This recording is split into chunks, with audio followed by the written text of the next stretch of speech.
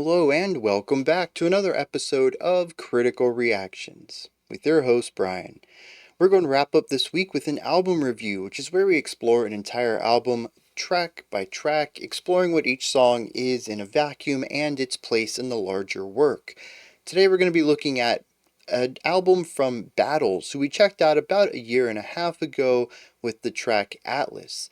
It was a bewildering song for me that I enjoyed on some levels, but something about it didn't click with me. And I vaguely remember it being about the vocals, but honestly, I don't quite remember. I remember the music video, and I remember it being like a mix of electronic music and post-rock. Lots of layers and loops and repetition and building up of ideas.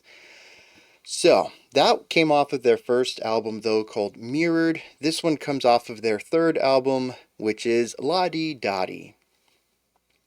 Well, we're exploring the entire album of La Di Dotty. This came out in 2015, and honestly, aside from expecting electronic sounds and a lot of building up of concept slow burn style, I have no expectations for this. So let's just dive straight into this and kick it off with the first track, the Yabba.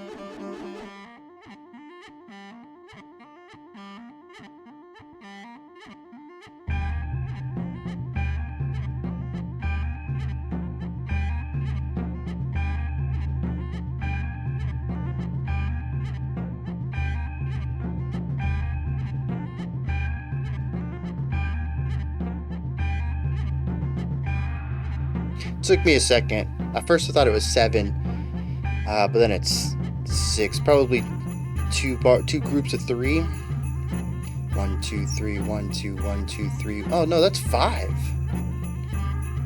The last section was 6 though, right? I don't know, man. This is definitely 5 though. Probably 5/8 given the speed of it.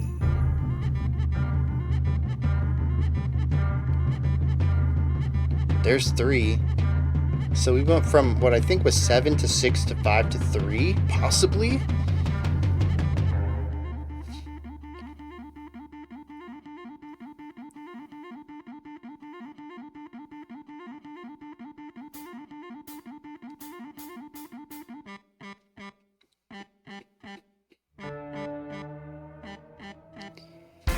Okay, I kind of expected that to be like the break before the drop, and we were going to come in real big, and then that's not what happened. Of course, we're building this up, which was my expectation, I stated at the beginning.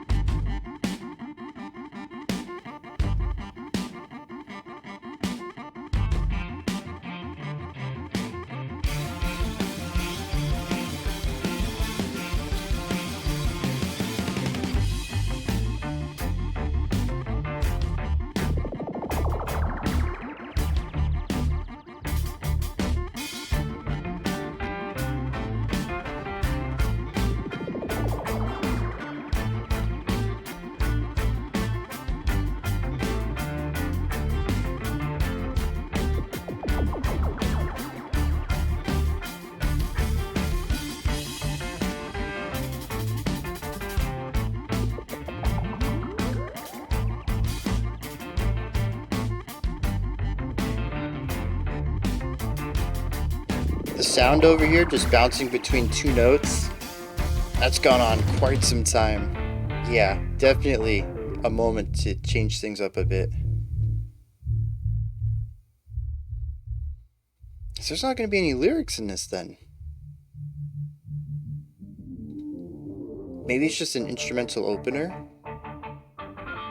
Because it is the longest song we have for quite some time. I mean, our next track is going to be less than half of this, lengthwise.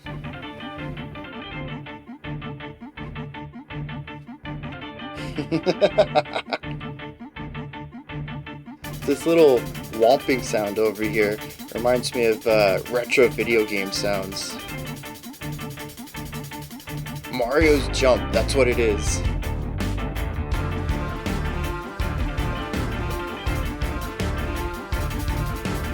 Oh, this drum bit's from much earlier.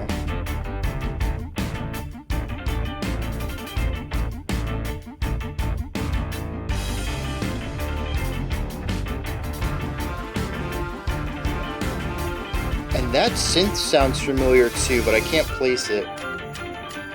Might be a variation on something we heard earlier.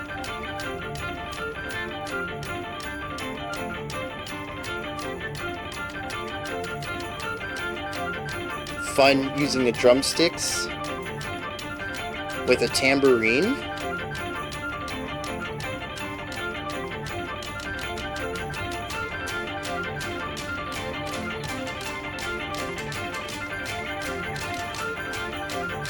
Now, if I remember correctly, this is a 4-piece band. It sounds like there's more than 4 ideas going on. 4 instruments, I should say. I'm trying to picture how this is played live.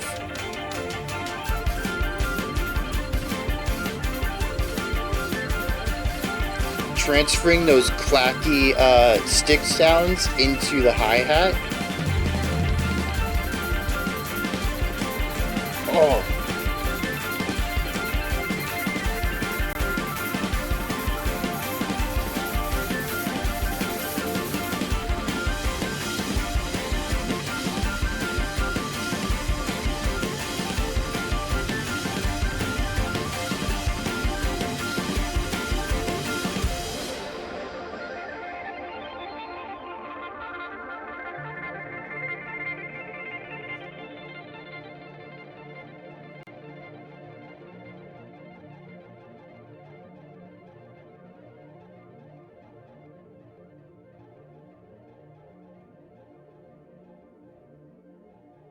Yeah, then a very long fade out here.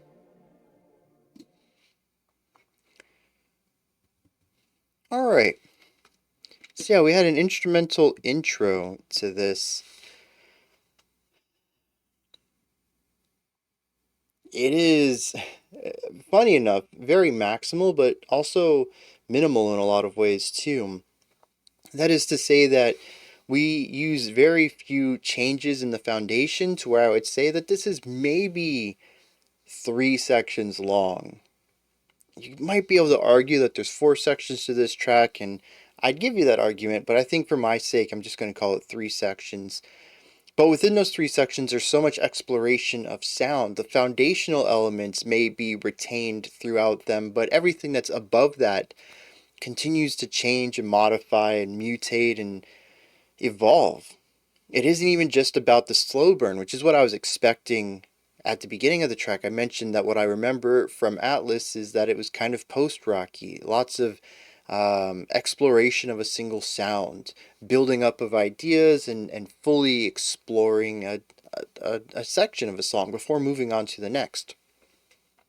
And we do get that a lot in here. It's sort of the key foundation of it, but it isn't just about the build-up.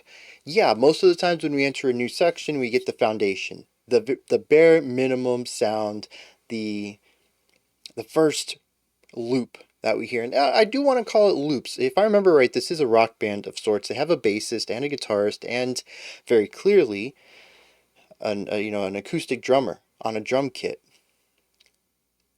But musically, This is not really rock to me. This is electronic in a lot of ways. So I do want to call it a loop here, more so than a riff, even if a guitar is playing it. But honestly, the words are so synonymous. It's not like I'm saying anything wrong here. But you get the core loop here. Then, usually after that, we'll add two more layers. It's not one layer per repetition. But then after that, honestly, I couldn't find a pattern.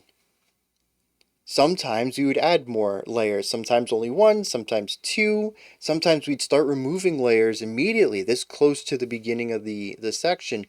And once we remove that, that makes room to add even more. And it's all about this modularity to it, where the foundation, for the most part, that first or second sound that we have, is going to be retained from the start to the end of this phrase or section. Until we completely change the foundation, these sounds are going to be present.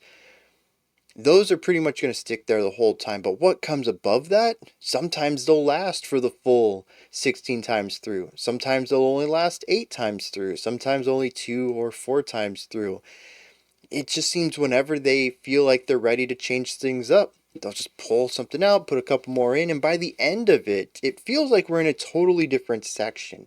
There might be some leftovers, maybe a rhythmic idea, maybe a melodic idea, maybe it's just been expanded upon or given to a new timbre or something like that, but that foundation is still there at the end.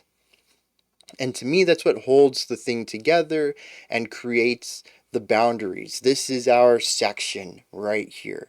And it might be 2 minutes long, and the ending might be quite a bit different from where we started, but the foundation was the same. And so to me, that's section A or whatever. And what comes in after that, when we set a new foundation, we start building things up again, that's a new section. And until that foundation changes, that's going to be that second section. And that's why I would argue that there's only 3 parts to this song. Despite a lot of change going on, the foundation, the floor of it, the first couple of ideas we hear stick around for a very long time. So that's the minimal parts. A 7-minute song almost with just 3 ideas of a lot of repetition. But on top of that, everything that gets put there is very maximal. There are a ton of sounds, a ton of different rhythms, a ton of melodies and harmonies and counterpoint and ornamental ideas present here. They continue to get removed and added in. The sections seem to be as static as they are on the bottom, totally linear on the top. It is this really interesting mix of minimalism layered by maximalism. And I don't quite know if I enjoy it yet. There are certainly parts where I found some of the more minimalistic sections to get on my nerves just a little bit. And I'm like, okay, can we move on to something else, please? This one sound is just driving me bonkers. But if I could ignore that one sound, there are a ton of ideas going on, and there's never a moment to get bored. But that sort of leans into my personal experience with this track, which is that it just kind of bounced off of me. To put it into a metaphor of prose, it says a lot of stuff, but it doesn't really say much at all. At least for me, what I get out of this song is pretty much, oh, that's kind of cool, it's kind of neat, they got a lot of things going on. But I didn't really connect to it on any level.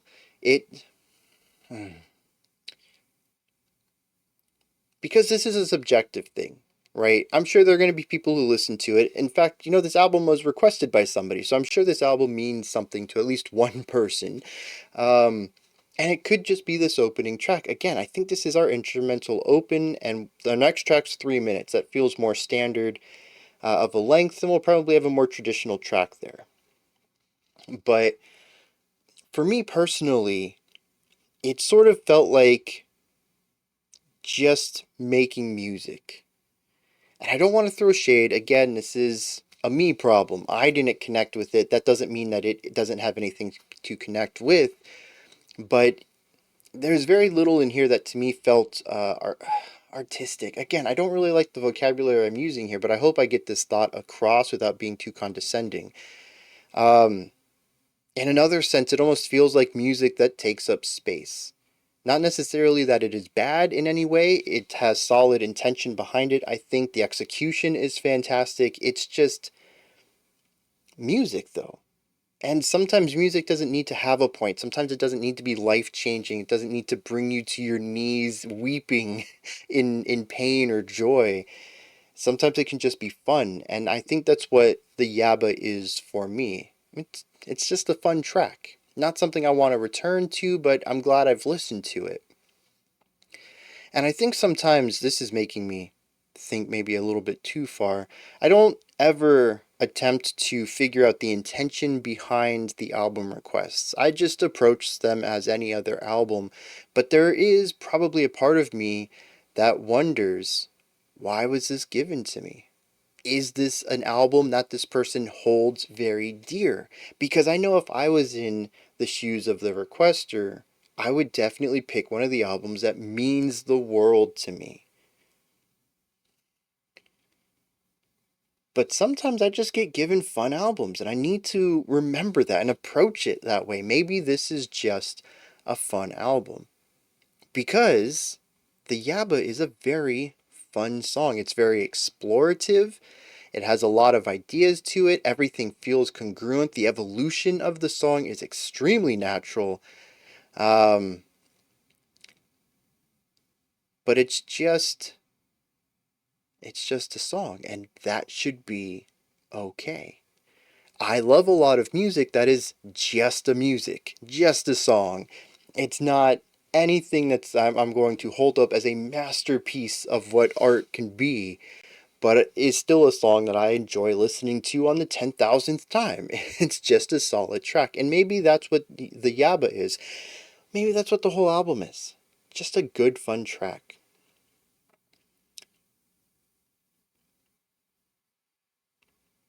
Is there anything else I wanted to add to this? Yes, playfulness and sound.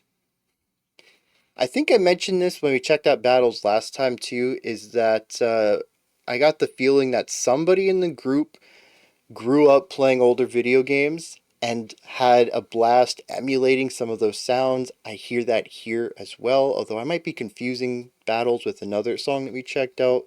Regardless, though, um, I think the Nintendo core is that is that the subgenre for making electronic music that sounds like old video game sound chips? Anyways, I kind of hear a little bit of that in here with some of the particular sounds they utilize. That one in the second section that I mentioned reminded me of Mario's Jump is a very standout aspect of that, but it appears throughout this entire song. What I need to remember is that I believe there's a guitarist and a bassist in here, and yet I did not hear a traditional guitar or bass sound. So I'm going to assume that both of those have been modified by pedals and effects and amps and cabs and all sorts of stuff to create something that sounds very synthesizer-y, which is very cool. We ran into this earlier this week, maybe it was last week, and I couldn't figure out if an instrument was a guitar or a synthesizer, but that I didn't see a synthesizer on the personnel list. And one of the people of the community, Prog Pair, sent me a video, and I don't remember who it was, and I greatly apologize for this, but it was a guitarist from like the 70s or 80s who made his guitar sound like a synthesizer, most likely to fit in with the sounds of the synth world that was growing at the time, which is why I remember it being like late 70s, 80s-ish era. And I was like, okay, that's very cool. That puts it in perspective. Guitars can sound like synthesizers. I got it. And I think that's what's happening here too. And I'm really glad all this is like happening in such a short amount of time so I can connect these pieces and learn from it all. But through that, they do have a synthesizer, if I remember correctly. But between that and the guitar and the bass, we basically have an electronic song in a lot of ways. And I think that's very, very cool. It is experimental in a lot of ways. I don't know a lot of people who are doing that. If you want a synthesizer sound, most people go towards the keyboard and learn how to play keyboard. But I suppose if you want to make electronic music, but you've only ever learned the guitar, Yeah, go that route too. Learn how to make your guitar sound like a synth. But what I think is the most interesting part isn't just that they're doing this, or that they have so many sounds in here, which I find to be just a general aspect about electronic music that I enjoy, is that even though you only have 3 instruments at hand, there's like 60 sounds in this song. You don't have a limit to it. You just keep making new sounds and you play them and it sounds great. I love the plethora of timbres present. But it's that it's all paired with a traditional acoustic drum kit. This combination of sounds works really well, and I don't hear it too often. I think the only other group that sort of stands out to me regarding this sound is either clipping or death grips. I get them confused. But one of them has a drum player on a kit and a synthesizer behind the wrapper. And like I said, it's one of the few times that I really hear this combination of sound of the acoustic drums with a purely electronic soundscape. And I greatly enjoy it. Oh, dang, there's that other group. It was a synthesizer and drummer duo. And the drummer played like complex rhythms while also noodling around on a keyboard. I wish I could remember the name of that band because that just popped into my head. And that was wild. If anyone remembers, hit me up in the comments because I got to check back into them. I forgot to look into that totally. But anyway, I love this combination. But here's the other thing that I really want to bring up on the concept of timbre and utilizing a lot of sounds. The drummer isn't content with just tom and snare and cymbals and bass kick. They play around with a lot of stuff. There's some tambourine in here. There is sticks hitting like the snare stand. So you have the wood against metal. You have sticks hitting each other, the wood against wood. There's probably some other stuff I completely missed or didn't hear. And I expect to hear more of this progressing forward, more ways of getting sounds out of the percussion in a strictly acoustic manner. In fact, I would not be surprised if we heard more auxiliary percussion in here. Hand drums, chimes, bongos, all sorts of stuff. Anything that the drummer would be able to get their hands on in the percussion family. I'm not fully expecting it, but given the variety of sounds the drummer's already explored, it would not surprise me if the drummer went out and said, you know what, the kit's not good enough. I need more instruments. And kind of taking that idea of wide timbre, wide amount of sounds to play with, that electronic, you just turn a couple of knobs, but the drummer wanting to stay acoustic would have to go get those instruments. So that'd be pretty cool if they went that route.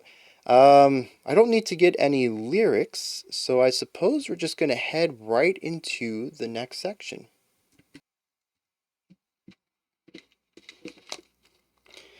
Alright, next up we have the track .NET.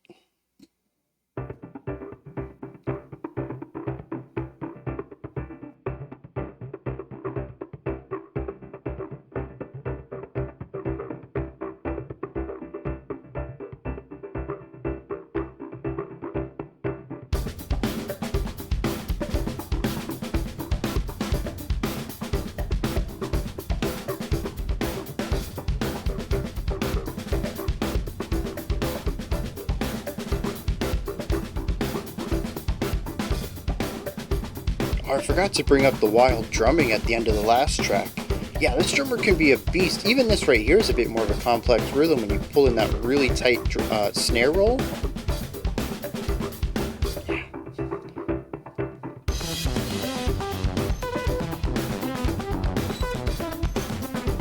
Ooh.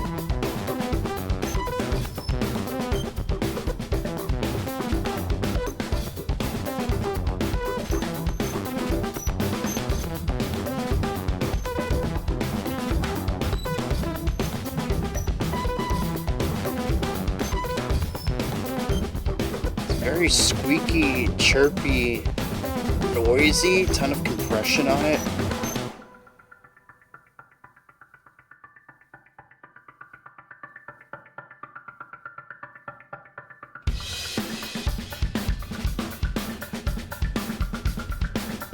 Kind of, it can push the chirpiness off to our foundation on the left now.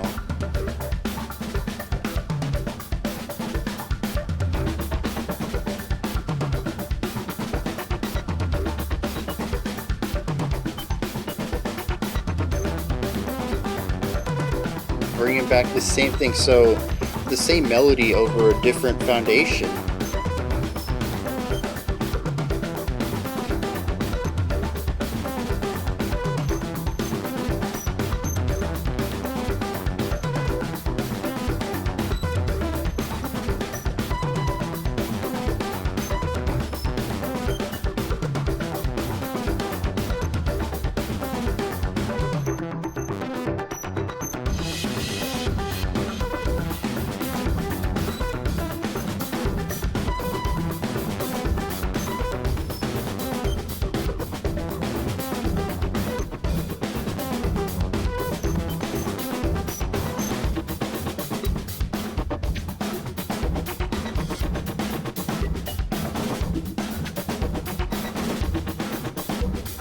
And we finish it off with one of the new foundations, both of the new foundations, and the old drum lick.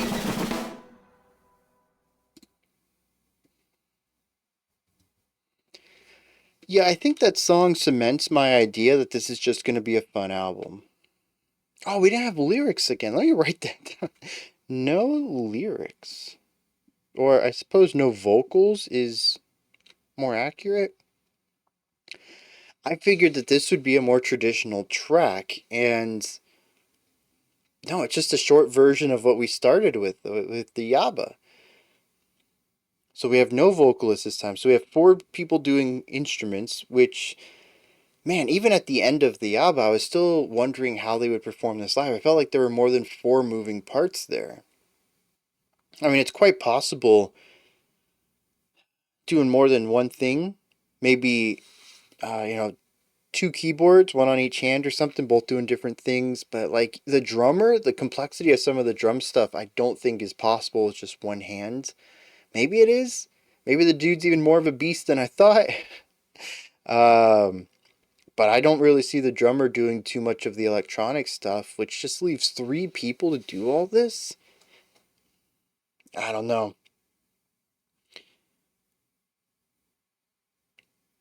Anyways, it's a fine song. It's got some neat ideas to it.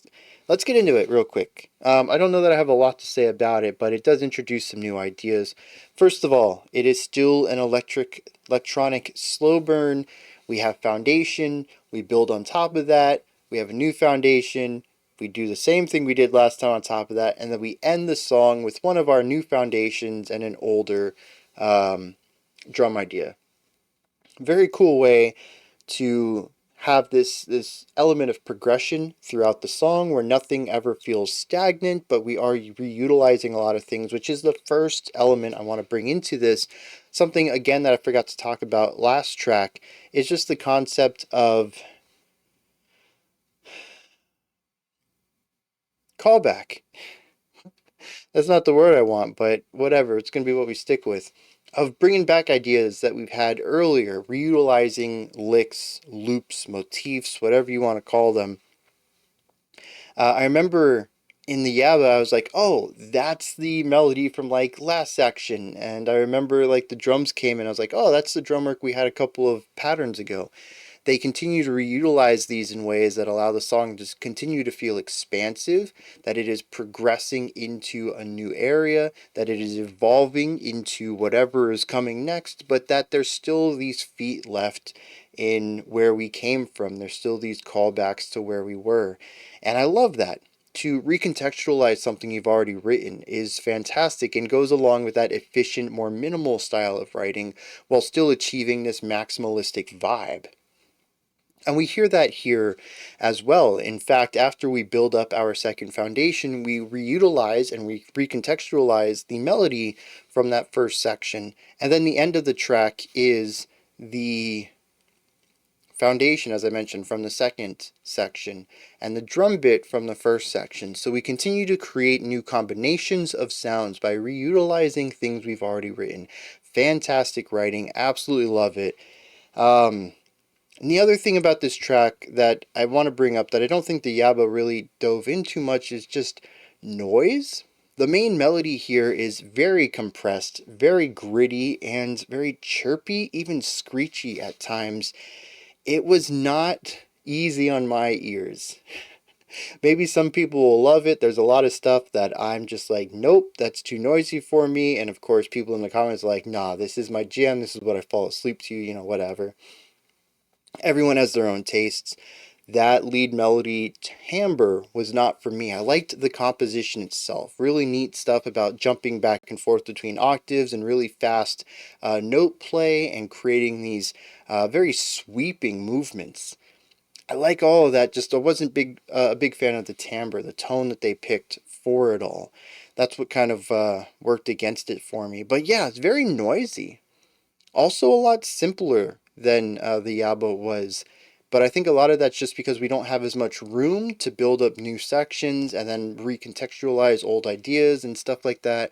There really wasn't much in the way of removing ideas to bring in new ones. This one was quite a bit more minimal. Two pieces of foundation, lead melody. Two pieces of foundation, lead melody, drum and melody. Done. That's the whole song.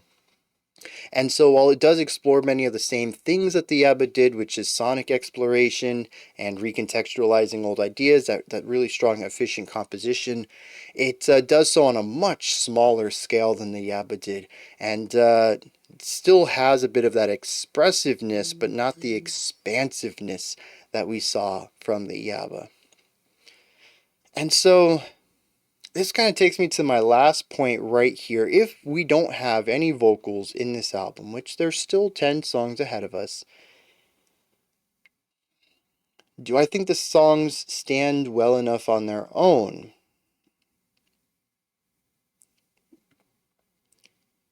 Well, honestly, now that I've said that, it's a dumb question. It's not something I would ever say if we checked out an Aphex Twin album. It's not something I've said when we've checked out Nashville Orchestra. Dang, what was that group? It was great. Great music. But, at the end, this is electronic music. It's not a genre that always has vocals. In fact, in my experience, it rarely has vocals. The only reason I expected the vocalist is because of who Battles is to me, what I have them filed away in my mind, which is an experimental rock band who has used vocals in the past. From an electronic perspective, though, completely forgetting who made this and just listening to the sounds and guessing from there, I would never expect vocals here. And I don't think that the songs necessarily need them. We do have a build-up of foundation and then melody on top of that. There are ideas where the vocals would be if this was a rock track, so to speak. But the Yabba tended to obscure the melody behind chaos. The chaos was the draw there, especially when we got so many layers, like at the end of the track where there's just so much information going on, harmonic, melodic, rhythmic. I mean, that ending gave me stank face. So, I mean, it was something. But this track doesn't. A majority of it feels like either intro, build-up, or outro, with a small portion of it being the melody. I think that the 3-minute runtime could have utilized some more lead elements to it. Does that mean vocals? No, not at all. But I don't know. I felt like it left a lot of empty space that could have been explored. Maybe they were going for something hyper minimal, though, on this one, especially in sharp contrast to the end of Yabba. And that contrast is well deserved, I think. The end of Yabba goes very maximal, and kind of reining things in a little bit for this one is a nice bit of pacing, even if I think it might be a bit too much too soon. We'll see how the pacing of the album works overall. But yeah, reining it back that hard is kind of nice.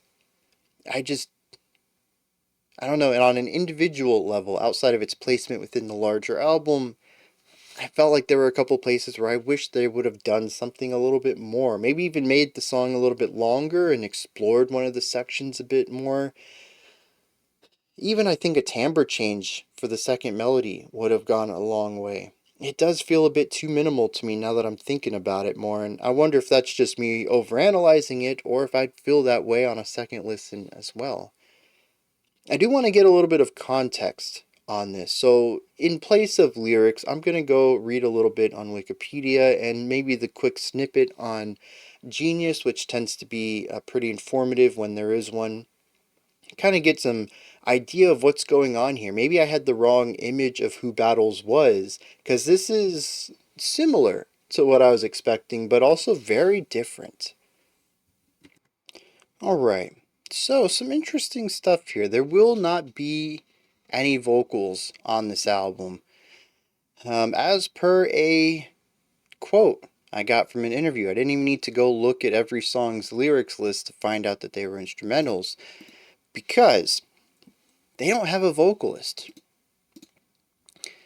As per the Genius annotation for the band, it says that they're an experimental rock band formed in '02 from New York City, known for their heavy use of loops and rhythmic post-rock style. The band consists of guitarist, keyboardist Ian Williams and drummer John Stanier.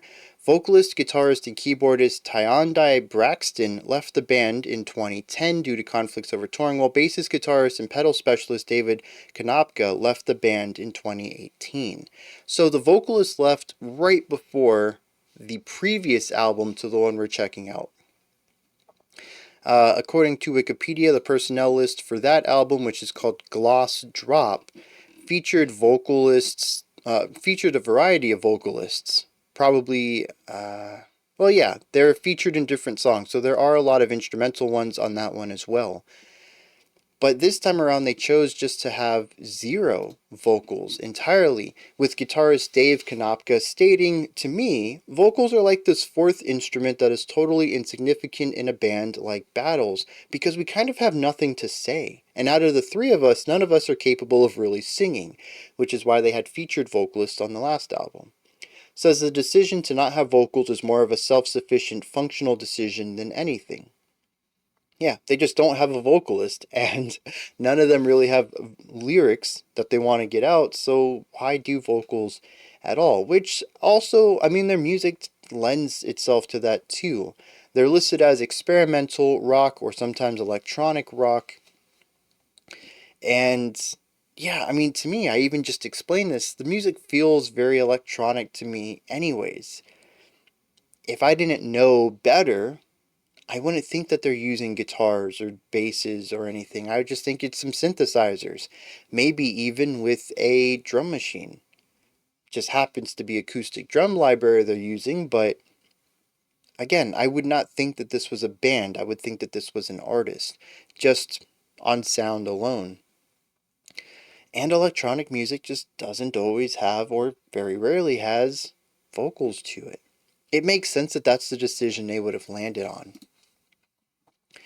The band also told Spin, this time around there's still a lot of hooks on the album, but they're just not vocal hooks. When we were making this album, it was more about the integrity of the interaction between the 3 of us. Throughout the course of the album, each song is something that we were trying to get out of our system. Which, yeah, despite the similarities between our first 2 tracks, they're also very different in intention. The first one is very maximal, trying to get all these sounds out and seeing how far they can take their layers, while this one just seemed like this riff that they had, and they liked the riff and tried to build something around it. Ended up building 2 things around it and then calling it a day. It is, from that perspective, even for me, feeling a bit underbaked. I still think that my comments that there's space to be explored in this track are justified. But if that's all they had for this, they just had this really cool lick and tried to put it into something, that would not surprise me here either.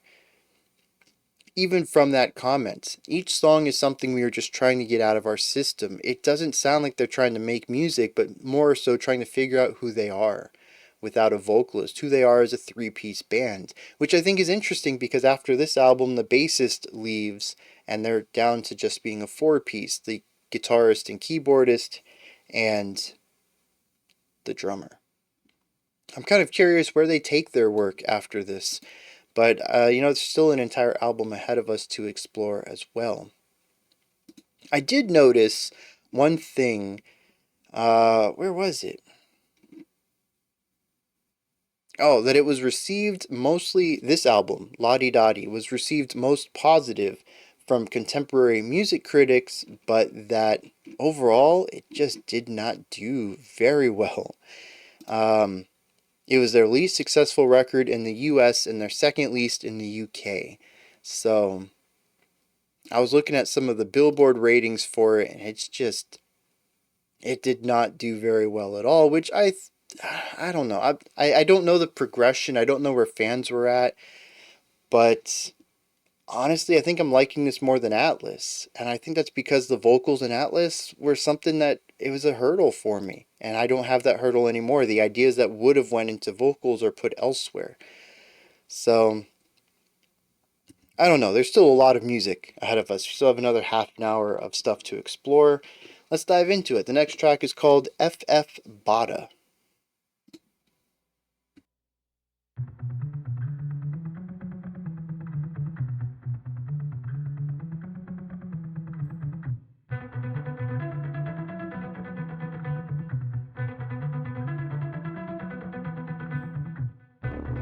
Oh, I forgot that the Yabba also had weird time signatures in it to kick the album off, and everything else we've explored, including this right here, is 4/4.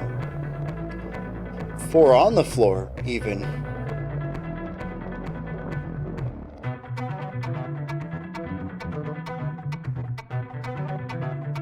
Whoa, whoa, wait. That texture is just a hair bit fast. Feels like the song's wanting to fall apart. It's fast in time.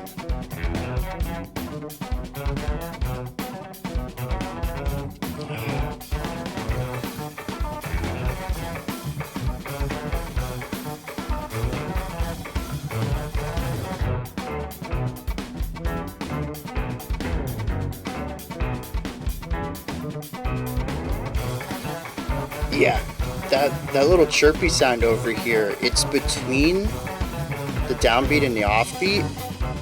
It's like a rogue 16th note in there.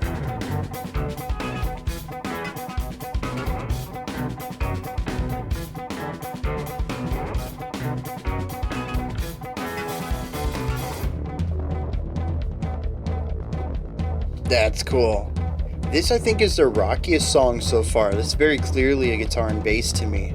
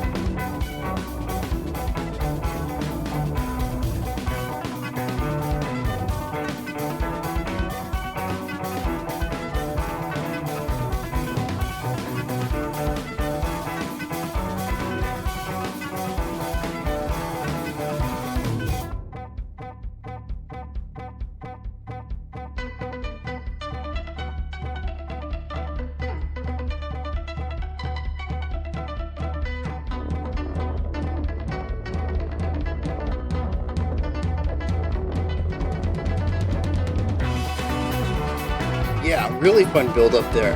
I like the way we came to this section.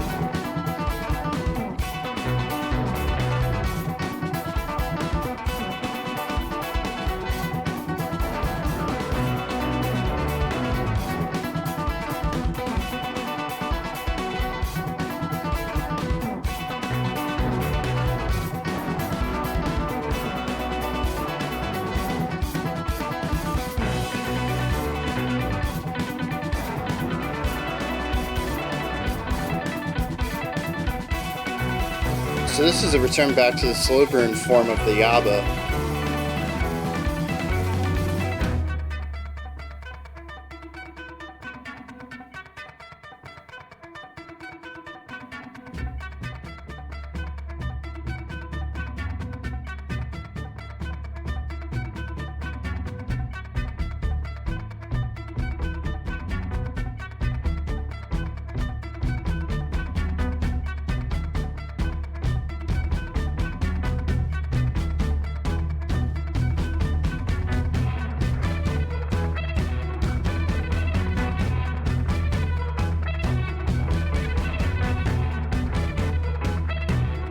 What a strange outro.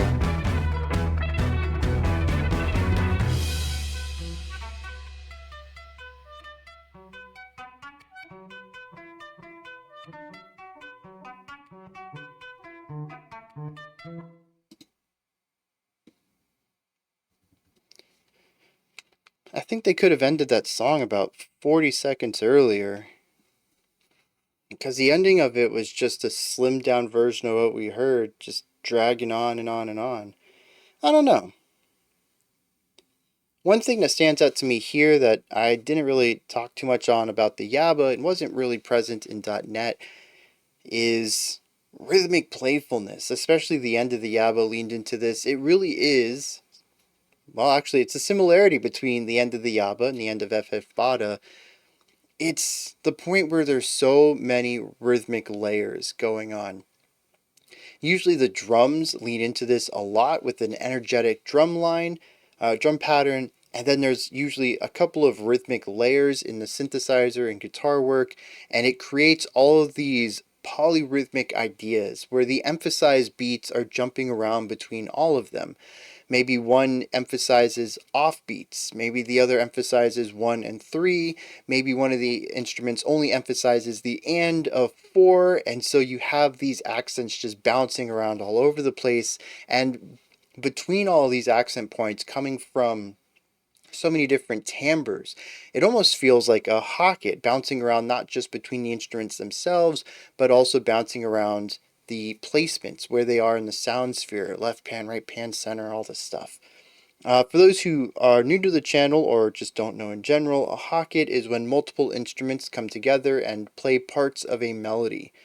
In this case, they're all playing at the same time, but if you listen to just the accent points, it's bouncing around between them, and just those accent points is creating its own idea that is complementary and based off of the more moving parts that exist everywhere else in the song. Almost as if it is another part entirely on top of the 3 sections already being created.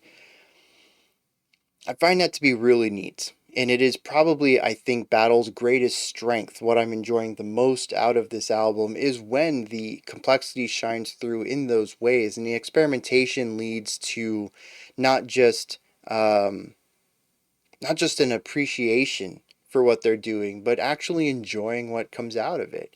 Because up to this point, that's sort of where I'm at. As I'm like, okay, how they're achieving these sounds is pretty cool. What they're doing out of it is pretty cool, but it's just not anything I'd want to listen to again. The execution is awesome, the intention's pretty cool. I'm just not really connecting with it in any way, but sections like that, I'm like, yeah, okay, all this slow burn, placing these layers all led up to something really cool. The payoff was well worth the wait. It's just not consistent enough for me, and I don't know if that's necessarily going to be the purpose. Granted, 66% of the songs we've listened to so far have had that effect on me, but we could also listen to a lot of songs like .NET, which are this idea that they had, and they just need to get out of their system, as they stated. And it's more of a song for them than I think necessarily for an audience. Now, maybe there are people who love .NET. I'm the wrong audience for it, I suppose. It's too simplistic, too underbaked of an idea for me to really enjoy, but FF Bada and the Yabba continue to show me that they have these chops to really create these complex, intricate sections that are not just interesting from an academic standpoint of trying to figure out where all these parts fit together, but it's also just a really good jam to listen to. That there is a strong palatability underneath the experimentation. And I need to hear more of that, I think, to really enjoy this album. But you know, that's not that's not exclusively who they are, and I think that's where .NET comes through and shines a little bit. It says that they can just have fun. They can just have simpler ideas and explore some stuff that's just purely fun. That's not going to be for me though. Now, as far as sound spheres, timbres, what kind of tones we're looking at, I think this is their least electronic and the most rocky.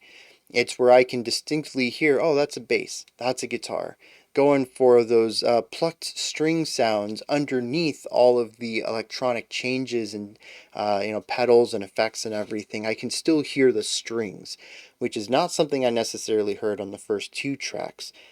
I don't think it changes anything. I don't think it makes it better or worse. I think it just adds to their repertoire, that they know when they should explore specific sounds and what works best with what timbres.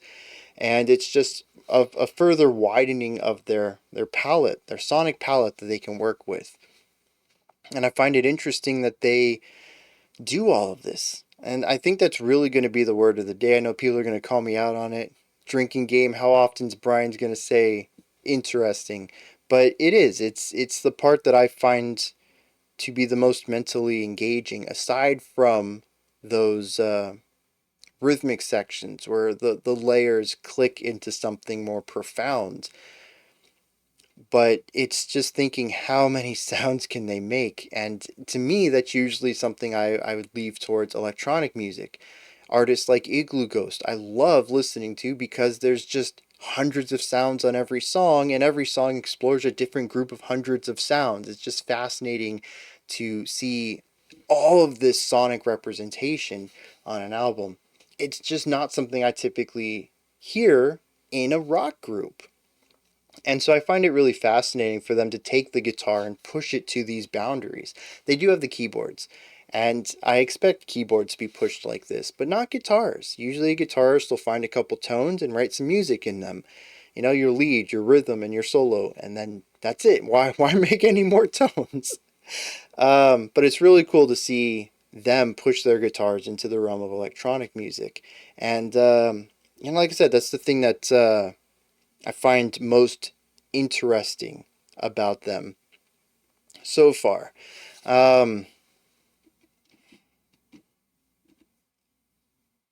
Yeah, I guess that wraps this up. Let's dive into the next track here, called Summer Simmer. And this is going to wrap up the first third of the album. And I think I'll have a solid idea of what the album's doing so far, and a hypothesis, whether I share it or not, about where the album is going. Let's dive in. Oh, this is also the third longest song on the album, and it's starting with silence?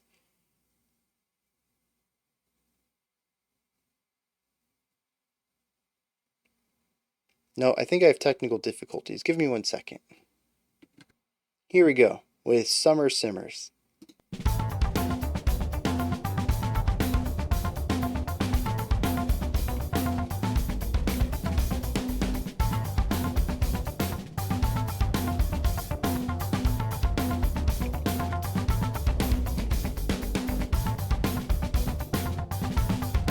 See, this is interesting too. They're usually really quick about moving away from the foundation and adding. Wait, here we are. Third time through this, no addition.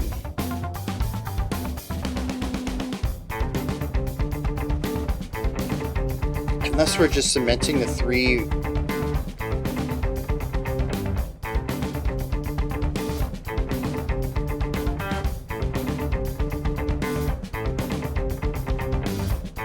Yeah, so we have an 8-bar phrase, but we only play the phrase 3 times through, which is a bit irregular. Usually it's 2 or 4.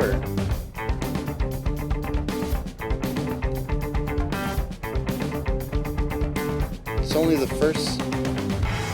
So it was 3 the first time through, but 4 the second time through, and we introduced the bass.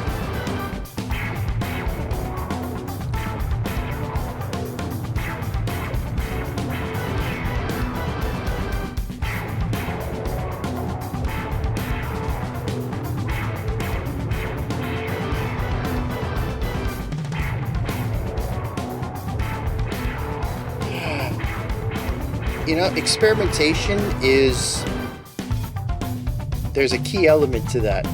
Experimental. We're going to talk about that later.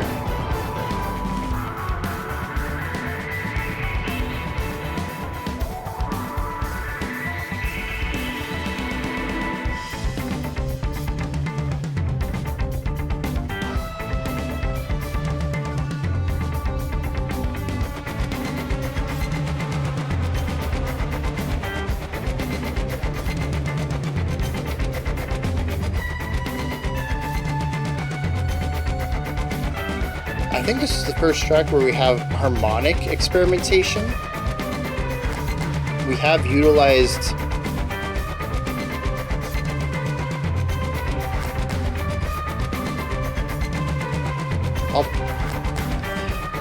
I'll speak on that in a second. I need to form thoughts about it first.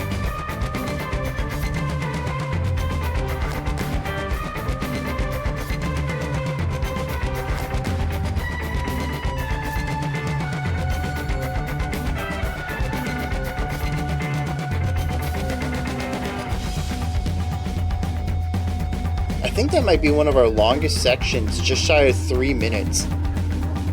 Even the parts on the first track were only like 2:15.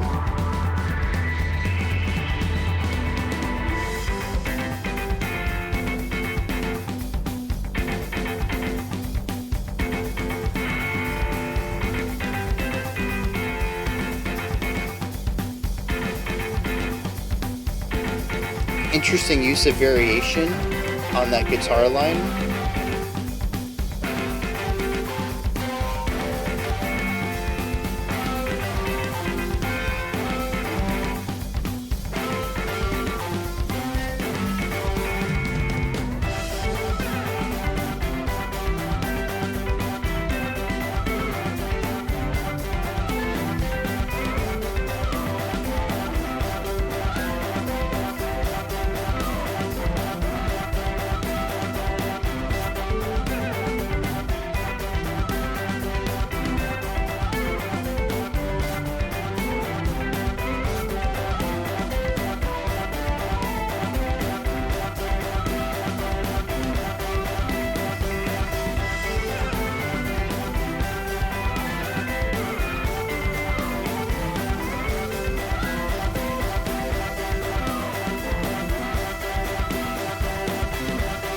A borderline counterpoint here. Two melodies going off at the same time.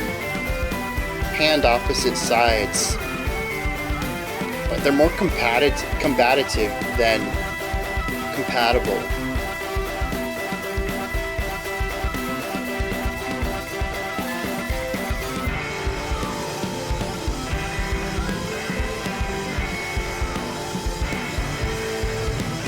I really like that the sendings. So far in the back of the mix, it's off to the right, it just hits a note, it's like doo. It's like a slur, but it hits every one of those.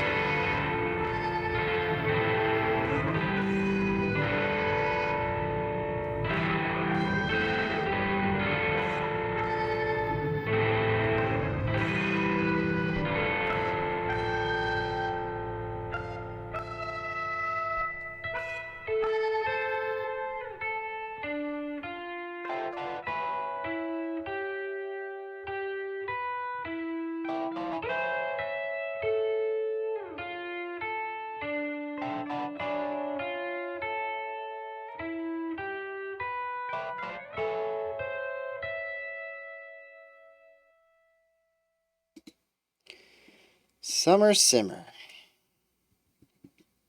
This track introduces something to me that's been bubbling under the surface. I haven't quite acknowledged yet. I think it's what has made everything sort of bounce off of me a little bit. I mean, .NET, I was very clear about why I was not the target audience. It's a bit more on the simple side. But the thing about Yabba and FF Bada was that I had mostly positive things to say about them, and yet I also said I wasn't their target audience. And I never really came to a conclusion of those competing ideas. But there is this something underneath it. And it's what I mentioned in passing one time, is that not everything works. That there's moments that are really great, that click for me, but others are just kind of fine. What it is, though, is that those things that are kind of fine are baked into the genre description. This is experimental rock, much in line with progressive rock. But see, here's something that I think gets lost in translation when we say words like that. Just because, well, let me come at this from a different angle. The progressive rock that we tend to think of bands like Leprous for modern progressive rock, or Yes for classic progressive rock, also kind of fit within a general idea of progressiveness. See, progressive simply means that you're taking the sounds of a genre, in this case rock, and taking it into new realms.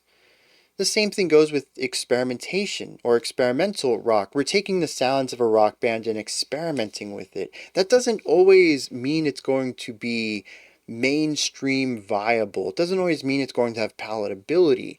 It's just that the bands who have risen to the top of these lists of experimental rock bands, progressive rock bands, anything like this.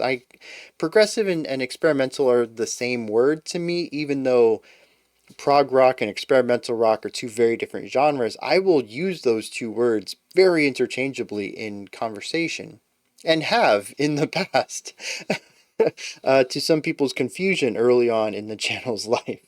I think people kind of got on board with how I use them, but yeah, I mean they're both the same thing: to experiment, to progress, to take rock and put it into new areas, or metal, or whatever you're being experimental with or progressing.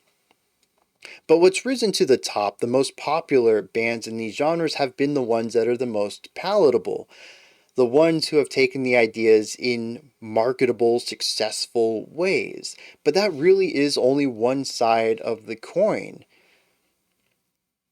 Experimentation, progressive writing, doesn't have to be palatable. And there's a lot of elements of the Yabba and FF Bada that just haven't really been palatable to me. And I have, at least on a scale of the community, generally a more mainstream palatability, mainstream palate and taste than most of y'all.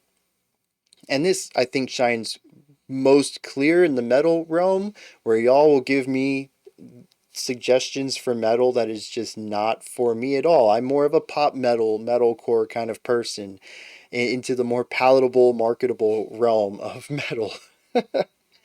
And so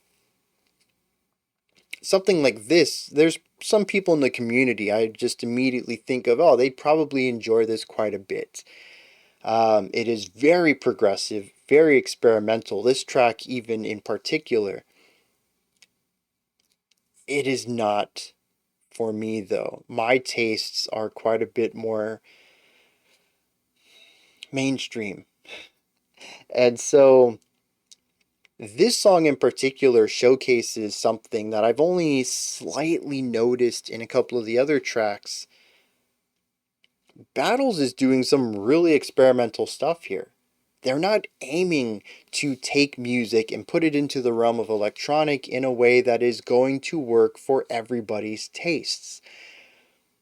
I think that was quite clear with this track. They're making music for themselves, and if you happen to enjoy that, fantastic. But they are doing, as the word suggests, experimenting with sound. And the thing with experimentation is that not everything sticks, from both, I think, an objective and a subjective point of view. I'm sure there's a lot of stuff left on the cutting room floor, and I'm curious what any of that sounded like, because this made the cut. And this is noisy and cacophonous, and there's a lot of decisions that make no sense to me. And it's not even just noisy and cacophonous from a harmonic perspective or a layered perspective, but also from a melodic and rhythmic perspective. It's just a lot of things that are working in opposition of each other, going off all at once on every spectrum of how music can be spoken about and quantified. I wrote down a note. Can there be too much experimentation? The obvious answer is no. This is how we reach points of palatability. We have to do the weird stuff first to figure out what works and what doesn't, so we can shave off the things that don't and create the more palatable, marketable, mainstream version of something like this. Whatever that is. if they even want to do that. It's very often that you'll find bands like this really loving this raw sound and sticking with it, and other bands carrying the torch and taking it in more palatable paths. Um,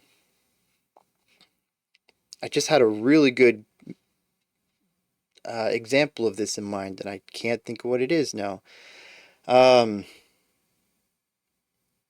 oh, yeah, well, it was bands staying in this lane, but something like Shoo Shoo.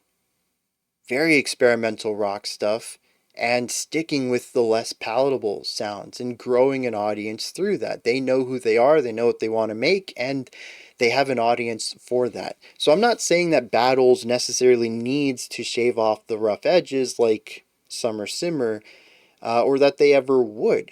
It depends entirely on what their intentions are. But I do see bands who might listen to Battles and say, this is really great, but I have my own ideas of where I'd want to take it, and end up veering towards something more marketable. And again, I don't want marketability, experimentation, palatability, any of this to be said in less than objective terms. I'm not saying that one is better than the other. I think the best you could say is one tends to be more artistic than the other. One tends to be more financially viable and commercial than the other, which I think Battles found out the hard way, where they just couldn't hit the Billboard lists as much as they did in the past with this one. But it does feel like something very true to them. I don't know who they are. I've only listened to one song of theirs prior to this, and it was including Another Mind that isn't present on this album, so we are getting a more distilled version here. But at the same time, I don't really know that I've listened to much like this. Similar artists, sure, like I mentioned, Shoo Shoo, as far as experimental rock goes. I've listened to experimental rock, but the experimentation in the way that they're doing here, no, this is very Battles, at least to me. I have a bit of a limited scope in the realm of experimental rock, so maybe there's people who really love the genre and have explored all the extents of it, and they're like, actually, Battles is kind of like this and kind of like that, and they're similar to this band, and there's influence from this one. That's possible too. But from where I'm standing, never really heard something like them. This is distinctly Battles for me, which from an artistic perspective is phenomenal. You really want to get into that niche where your music can't be confused for anybody else. But that typically also comes at the cost of palatability, which is where I'm running into them. I'm finding them artistically interesting, but I enjoy them from arm's length. It's not really something I want to come back to, though I am enjoying getting through the album one time. So to bring all this into what Summer Simmer is doing, right off the bat, we have this one sound. I don't remember what it was. It was a percussive sound. It was a chirp or a single guitar. Actually, I think that's what it was. It was a muted guitar hit. Um, and it was between a downbeat and an upbeat. So our downbeats are quarter notes. Between them, we have our upbeats or offbeats. Those are going to be your every other eighth notes. Bop, bop, bop, bop, bop, bop. Between those two, we have another one that's going to give us breaking every beat into four portions. These are eighth or 16th notes. Sorry.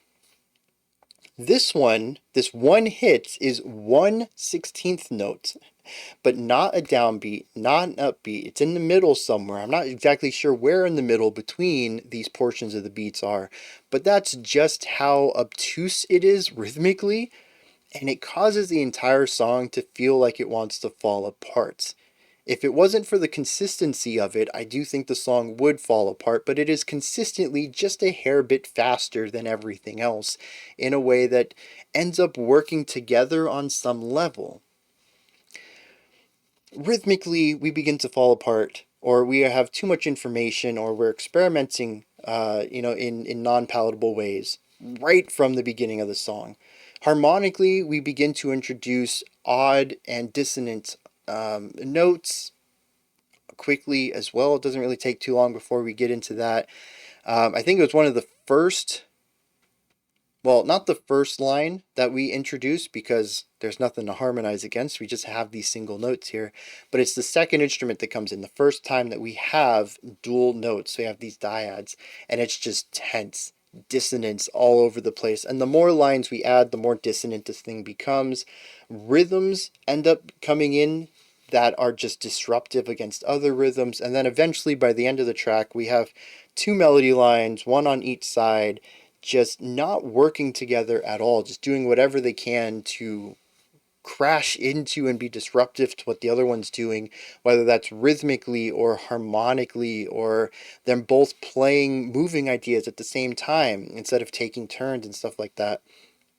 It is just a song that seems like every instrument coming in is designed to be abrasive and trip up the instrument that came in before them. And it ends up just feeling like a song that doesn't want to exist.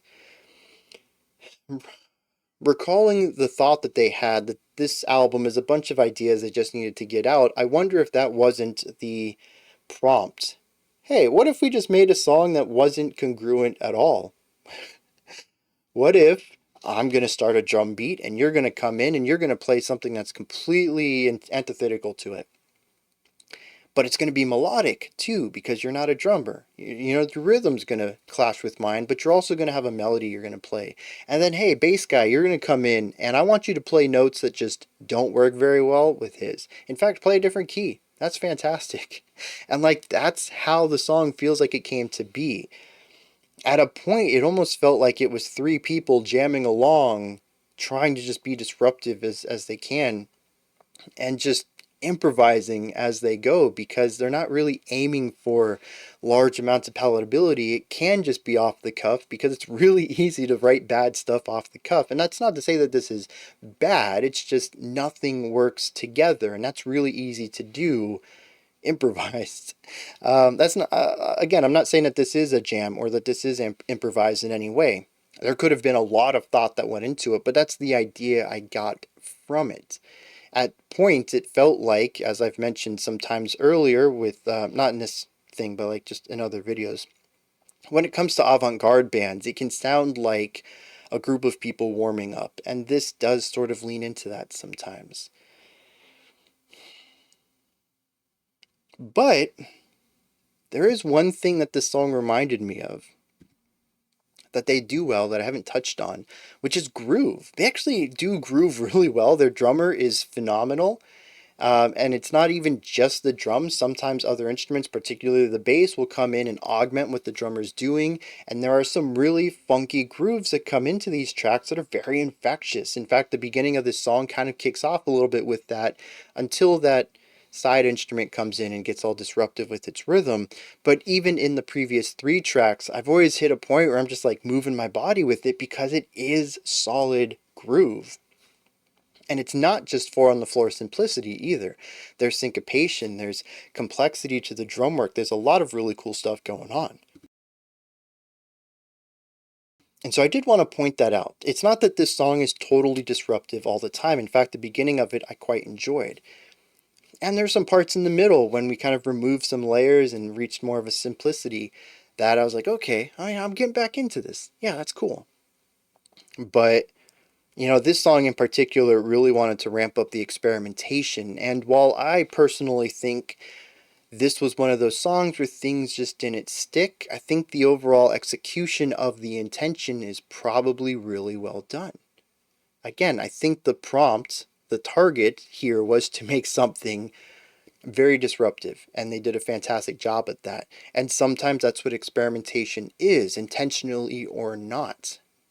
The purpose of experimentation is to see what works, and the fun thing about experimental music is sometimes we get to see the stuff that, at least for us on a subjective level, doesn't work.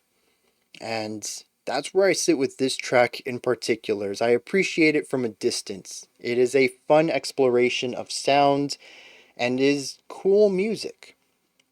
I've mentioned in the past that my definition of music is a collection of sounds and silence, and that doesn't always have to be palatable. I did not enjoy listening to this track for the most part, but I love that it exists, that somebody or this group of people, this group of somebodies, decided to put it together and release it. because it is pushing music to its extents. Stuff in the middle, that's the palatable stuff. That's your pop music. That's stuff that's guaranteed to be enjoyed by the people here and now, marketable to the present tastes of listeners. The further you get out from that, the more interesting things get. Is it always going to be good? Is it always going to be something you enjoy? No. It's going to be interesting though, and this song was certainly that. Alright, moving forward we have a slew of shorter tracks. This one we're looking at is going to be 242. Then we have a 340, a 420, a 150, a 250, and then we got a couple of longer ones to wrap the album up. We may end up doing a couple of these back to back since they are on the shorter side, but we'll see if I just have a lot of stuff to say after these, and maybe we'll just do individual. Who knows? We're just going to wing it. This next one is Cacio and Pepe. Let's see what's going on with that one.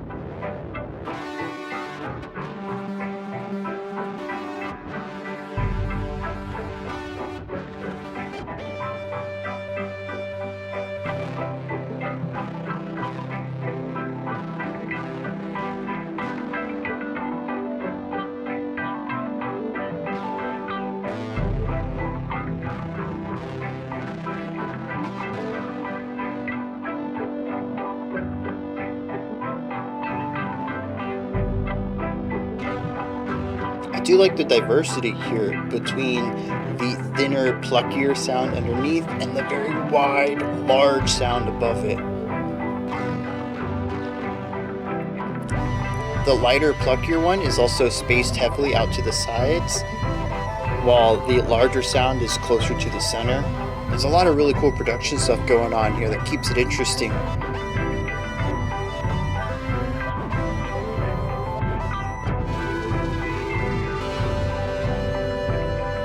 Speaking of more percussion, my expectation earlier, that sounds like a timpani. Though it could also just be a tom with a ton of reverb, so there's always that, I suppose.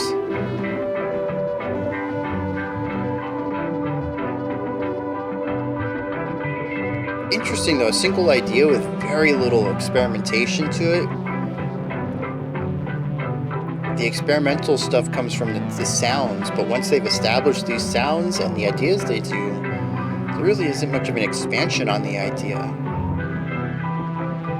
It sort of just is. And so that's pretty much my analysis. I like the contrast between our two sides. I can't really say that it feels like it's gone anywhere though, it's just an exploration of space.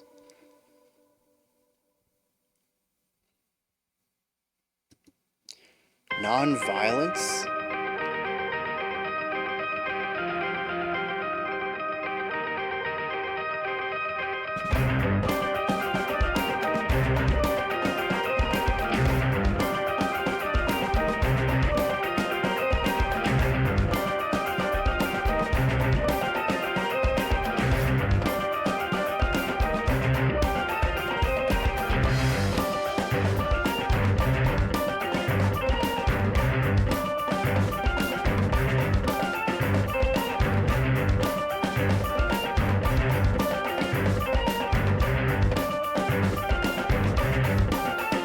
Interesting idea to break up this concept into groups.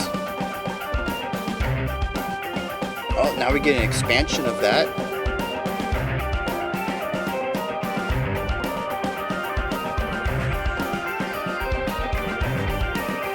Rhythmic contrast.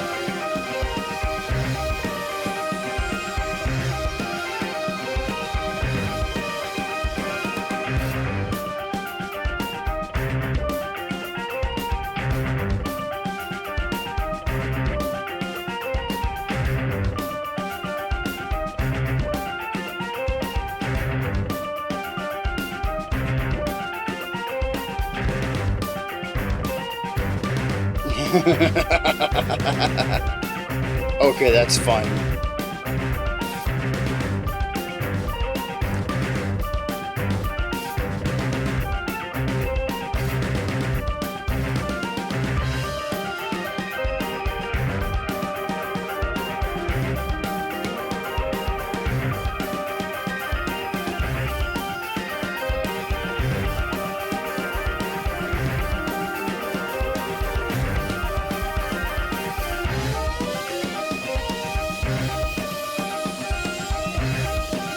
That's a neat expansion. I hadn't really considered how empty the higher range is right here.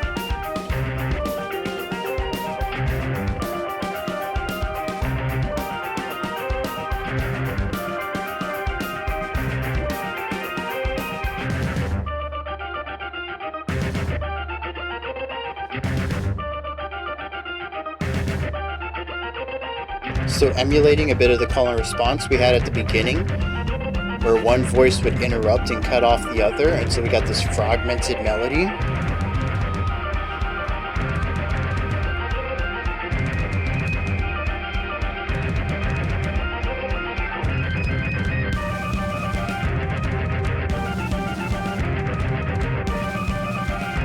This is just going to be the whole... Okay, built into something. Alright. I was like, it's missing just that one piece. I can't believe they're going to end on that. I'm glad they expanded it though.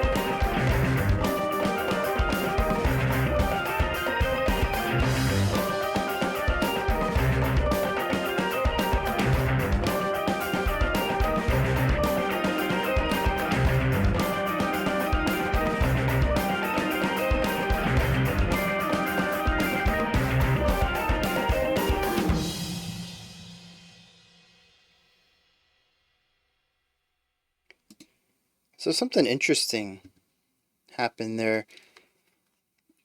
I started to begin to relate it to dance music.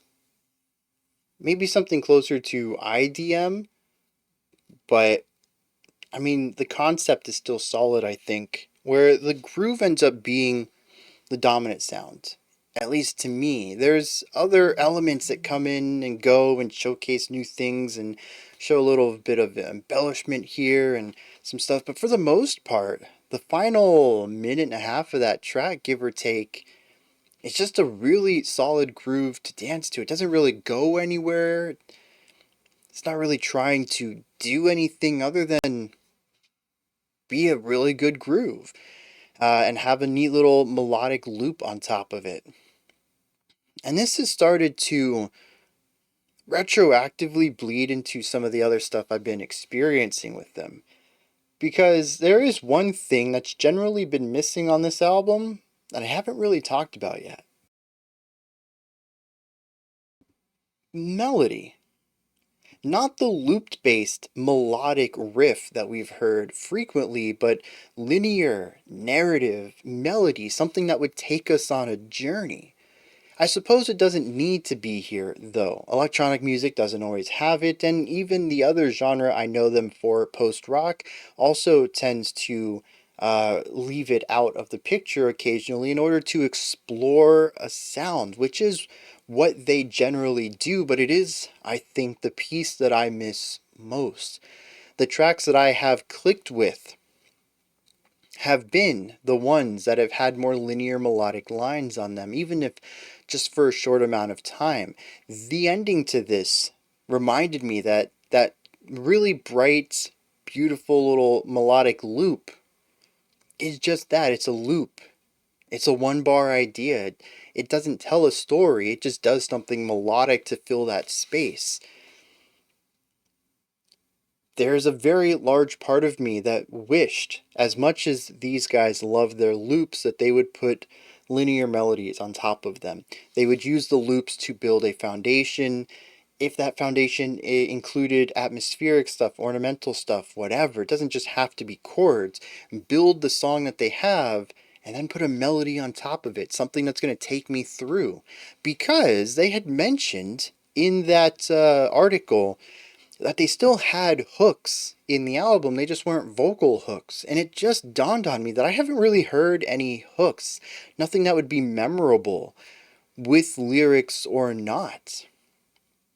Primarily because there just isn't anything in here that's grabbing me on a storytelling narrative. And this began to feed into my understanding of this album very well. Now that, we're at the halfway point here, so I think I have a pretty strong grasp on what's going on here. I wrote down the phrase, "We don't tell stories, we just exist." And saying it out loud, I suppose that can be a little condescending, but I don't want it to be. This is simply my understanding of this album. I have been approaching it from the wrong perspective, and I don't think that that's going to change from a casual element. I don't think I'm going to magically fall in love with this album and want to listen to it a million times simply because I understand I've been looking at it from the wrong way. But none of these songs have really existed to tell me anything, which I got really close to learning at the beginning when I said that they weren't here to take me on a journey, they were just here to explore space. But I think this leads into it even more, and this, I think, is the core of it. And it's what my idea, what I presented earlier about me kind of feeling it's closer to dance music. This leans into this even stronger, is that the music isn't here to take me on a journey. It's not here to tell me a story, to give me a cool narrative, or anything like this. There are instrumentals, and I'll walk away from it, and I'll be like, this is what happened in my mind, and I'll have like this massive narrative that went with it. And the music tells me a story in ways. That's not what they're doing here. This is vibe music. They're creating an atmosphere and exploring it. And sometimes that exploration is a bit slower. Sometimes it just is sitting within a section and saying, you know what? This jams. And we're going to spend some time in it. And it's really difficult for me not to move my body when I listen to most of this. And I should have appreciated that a little more during this reaction. This is just music that wants to be. It's not trying to impress anybody. It's not trying to make millions of dollars. It just wants to be. It wants to exist. It wants to vibe. And it does. Many of these songs don't really change too much. The Yabba had a nice element of movement and growth throughout it. It evolved from the beginning to the end, and I separate that into 3 distinct sections. But honestly, the rest of these tracks, especially the shorter ones, .NET, Cacio, Pepe, non-violence. I'm going to assume that tracks 8 and 9, being less than 3 minutes each, are going to fall in line with this too, where they're one-section songs. Granted, non-violence, I think, could probably be broken up into 2 sections, but much like .NET, those 2 sections are very, very closely linked.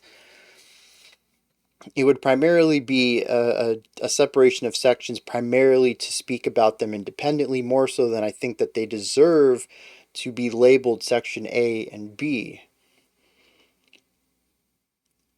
But yeah, this combined with the idea of we're just trying to get ideas out of our head. A majority of these tracks are single section concepts. We have a lick or a foundation or a sound, and we built around it and then called it a day. It's just music that wants to be. No rhyme, no reason, no purpose other than the sheer concept of existence as a purpose.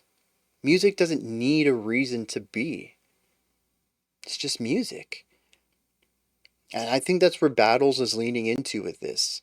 And I think that's also what kind of leans into why it wasn't so well received. Some of it is difficult to listen to, but they're an experimental band.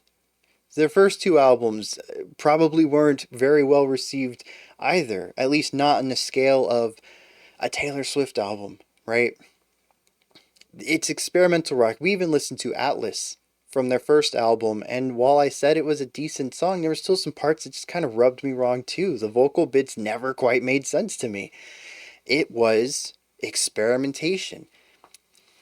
This is just more experimentation, but not always the ones that fit. I wonder if this album might have come together better, or it might have been better well received from the fan base if they had made a few more tracks and pulled some of these off. Maybe if different things were cut from it and different things were added. That kind of idea. I honestly don't know, because I don't know what the average Battles fan is looking for. I don't know what the average experimental rock fan is looking for. Even that sounds kind of weird. The idea of being a fan of experimental rock should mean that you want the unexpected, which to me, this is a very unexpected album. This would fit the bill. But yeah, I think at the end of the day, I'm coming at it all wrong. I'm coming at this whole thing from like a theoretical perspective, as in a sense, art for, well, I suppose in a sense, art for narrative sense. The music is supposed to be telling me a story. That's what I've been looking for this whole time, but it's more art for art's sake. It's not trying to do anything. It's just, well, combination of sounds and silence. It's music. Is all of it perfect masterpiece stuff? No. But it's stuff that Battles had to get off their chest.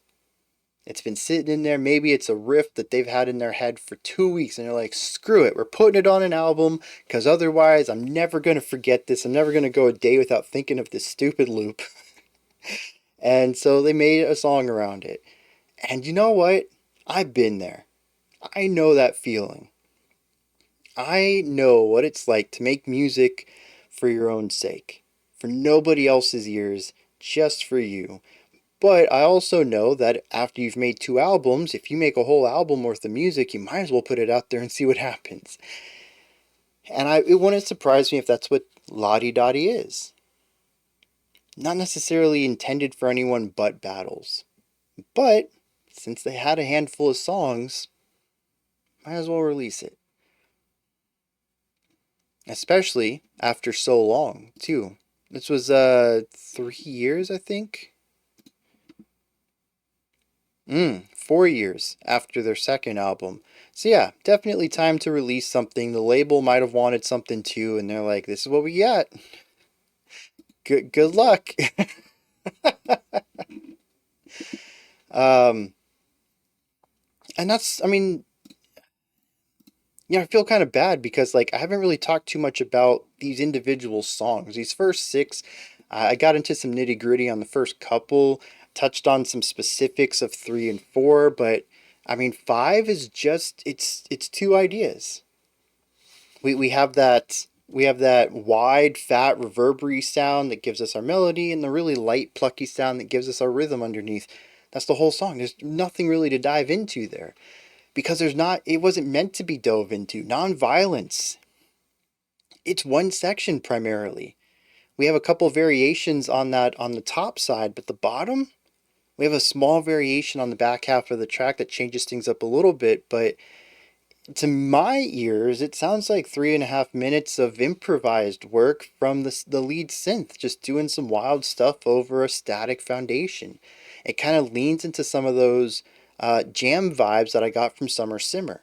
Again, I don't know if any of this was improvised or if all of it was pre-composed, but it's what it feels like to me. Primarily because, much like live improvised music, non-violence is a mix of licks that really work with what's going on underneath it and licks that kind of don't. Feels like they were kind of stumbling around trying to find their next footing, the next path they want to take. And this is kind of okay for a little bit, and then they really get a nice gust of wind and like, okay, this is it. I found a couple of notes, sounds great, and they flow with it for a little bit. We have a beautiful little idea, and then kind of back to fumbling around. And that's in those moments where we aren't just working on a loop. So I don't know. I don't know if it's because I lack the vocabulary to speak about this. I don't know if it's because it's so far outside of my wheelhouse as far as experimentation goes that I don't know how to listen to it properly.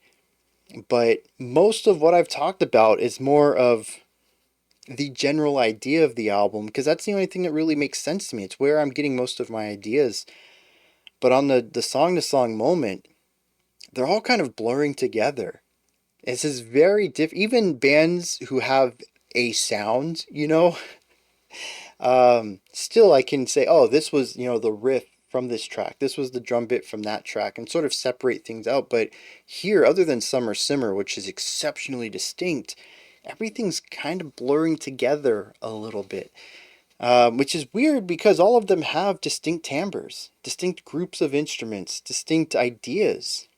But they're all based on the same concept of build a foundation, play some loops above it. Build a foundation, play some loops above it. And it's not clicking with me on a casual or even in some senses a critical lens. This next track is 4 minutes and 20 seconds. Something tells me we'll have to stop and talk about it, especially since it's called .com, which to me places it in a similar camp to track 2's .net. Yeah, that was track 2. But after that, we have 2 short tracks. I'll probably run back to back. Let's dive into this, see what's going on with .com.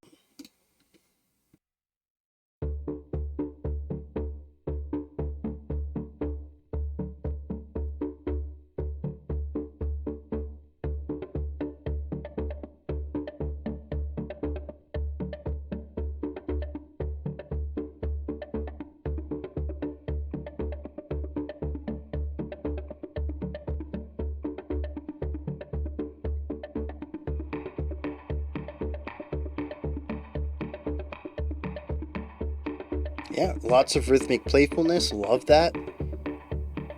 We have 3 different rhythms going on.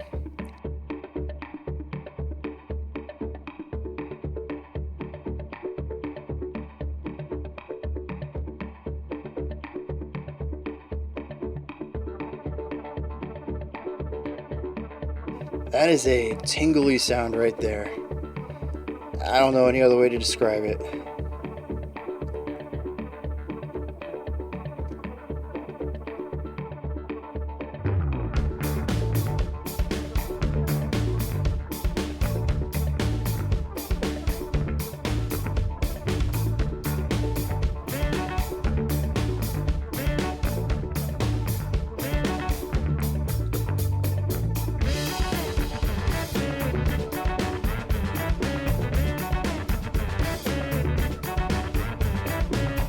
Yeah, I can get behind this. And maybe it is just a perspective shift. I'm approaching this more like I would approach Moon Hooch.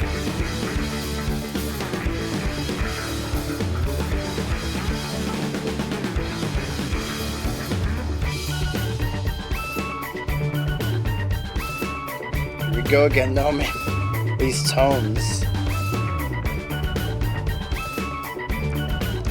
If there's anything consistent across this album, every song is going to have some tone that's just a bit too rough for me. Something that's just a hair bit too abrasive.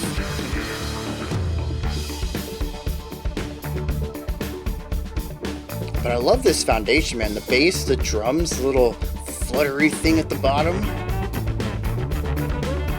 Super funky rhythms.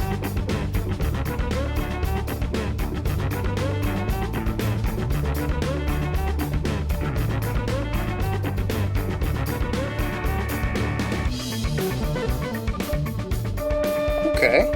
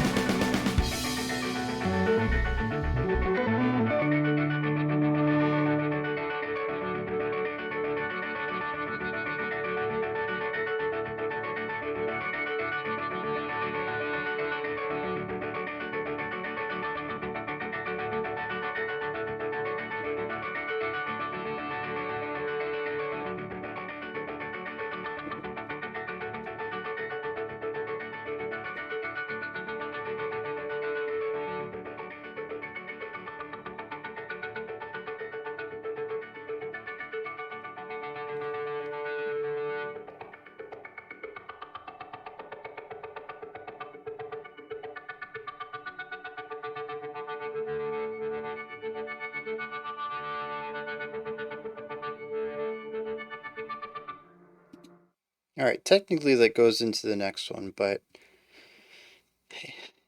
it's not smooth. I was gonna let it go, but then when we had that and then just abruptly cut off for this really warm low synth pad, like, yeah, that wasn't a smooth transition. We just happened to run it up against the end and then started the next song. They're not connected. So that was a bit abrupt. Maybe I'll rewind.com a couple of seconds and allow us through that rough transition since it is the intended listen experience. But, I mean, yeah, even tying into the first thing I wanted to talk about, anyways, was the ending and sort of endings in general, because I don't know how to speak about a single song, I suppose, on this reaction.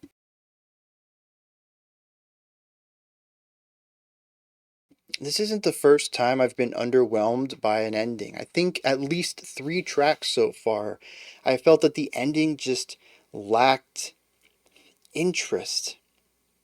The thing is that many times throughout this album, we will take all the layers that we have and reduce it down to the foundation, maybe just the foundation and one synth above that, and then allow that to be the ending. This feels natural. There's a lot of music, great music, that basically does this. It's sort of a fade out in a way, except instead of a gradual reduction of everything, we're pulling pieces off and reducing things in a slow burn style, removing ideas entirely.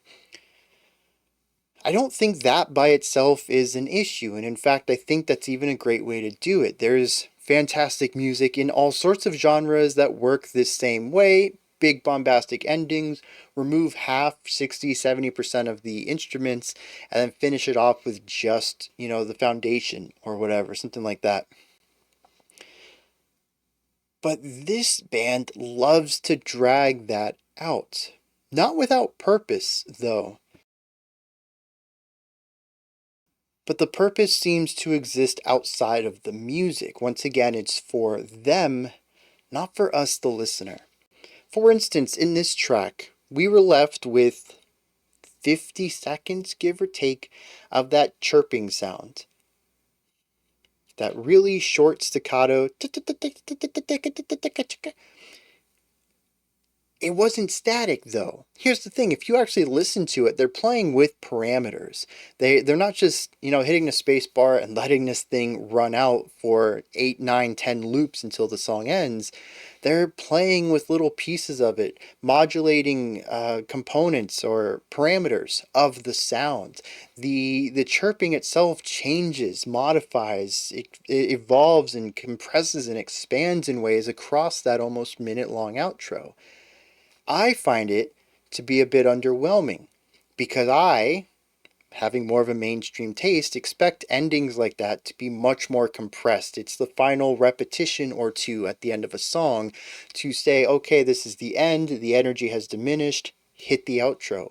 But for them, it's an entirely new section, something to fiddle around and explore, no different than any other section of the track. It's a very different perspective on the reduced ending. And like I said, I don't know any other way to explore that. Personally, casually, I am not a fan of them. But from an artistic perspective, especially from a musician perspective, I get it.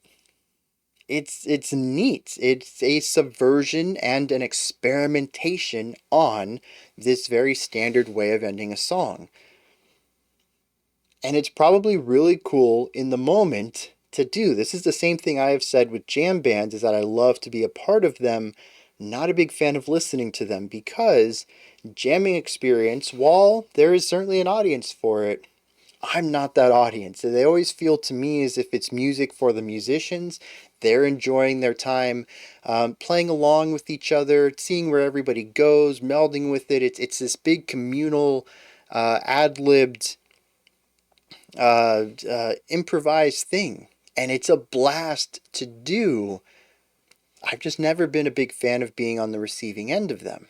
And I feel the same way here. I would love to be at this table, and first of all, I mean, just to understand all the dials and knobs and everything they're playing around with, but to have the skill to say, okay, if I do this and do that and tweak it like this, I can make this section sound totally different, and to want to play around in this playground that way. On the receiving end, though, it just sounds like an extended section with not really a lot happening to it and narratively becoming stagnant, which I explored already. This is not narrative music. It's just really difficult for me to come around to that.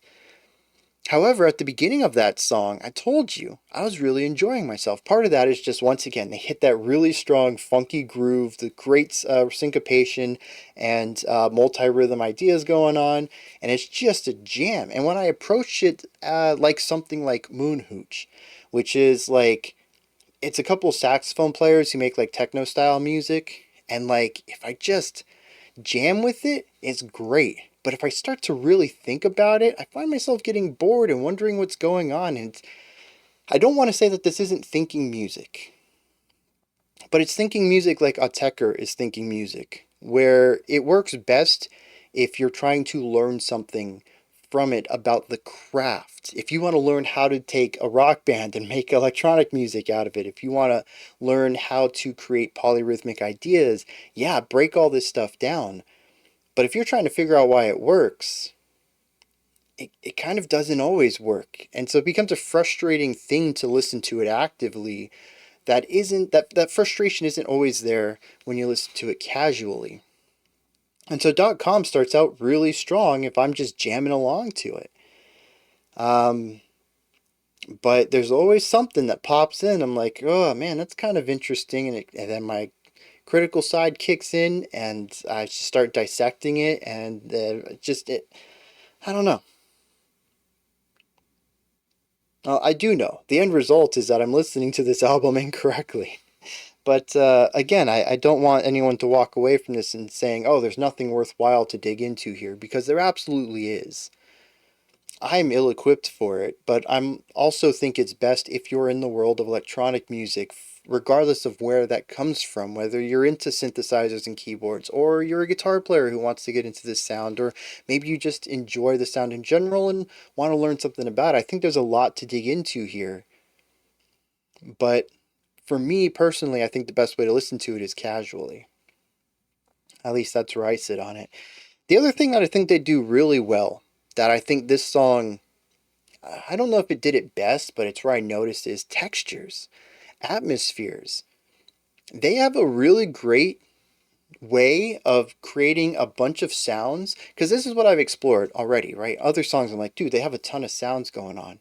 But this song particularly made me think about how the different sounds connect with. I don't know why I've been ignoring the pinkies in this representation of connection.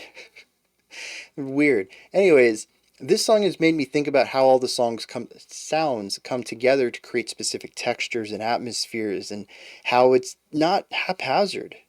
I would wager that these songs, maybe rhythmically, what's on paper, give or take rhythm, melody, harmony, they've been playing around with these ideas for a while. It just took some time until they found the right combination of sounds to achieve what they were aiming for. And I think that's awesome.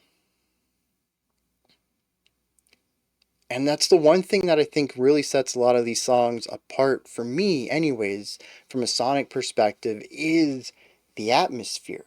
How these songs feel. I mentioned that one sound felt tingly, and it mixed with the super funky groove made me feel like I was levitating. It was just so light and bouncy, but also fizzy too. Very airy, bubbles floating up. None of the other songs have made me feel light like that. And it's because of all of the sounds combined. They have millions, probably an infinite amount of sounds to choose from, and for them to find these specific sounds are going to work together to do this.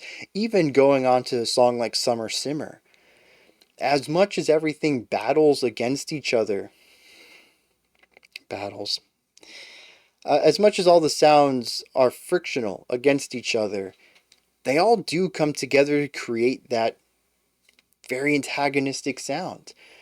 It could have been that everything compositionally was antagonistic, but the sounds, the individual timbres and tones of the instruments was actually quite congruent, where they were working alongside each other. But they even went out of their way to find sounds that just are tonal opposites of each other. And so this just deepens my appreciation for this whole sonic timbre thing even deeper. I feel like this is the third time I've brought up the variety of timbres they've utilized for three different topics of appreciation. But no, I mean, for real, it is awesome for them to be able to find all of this and then say, yeah, this all fits together in a specific way to create a specific vibe, independent of the compositional elements. And yeah, I mean, they're just a master of that. All of them are masters. We'll pluralize that, of creating these textures through their timbres. I feel kind of bad though, because, like, usually at the end of all these analysis sections, we'll go into a lyrical dive and we'll explore some lyrics and what they mean and how the music might lean into some of those themes in order to augment or undercut them, and how all of these themes work together in the larger whole of the album.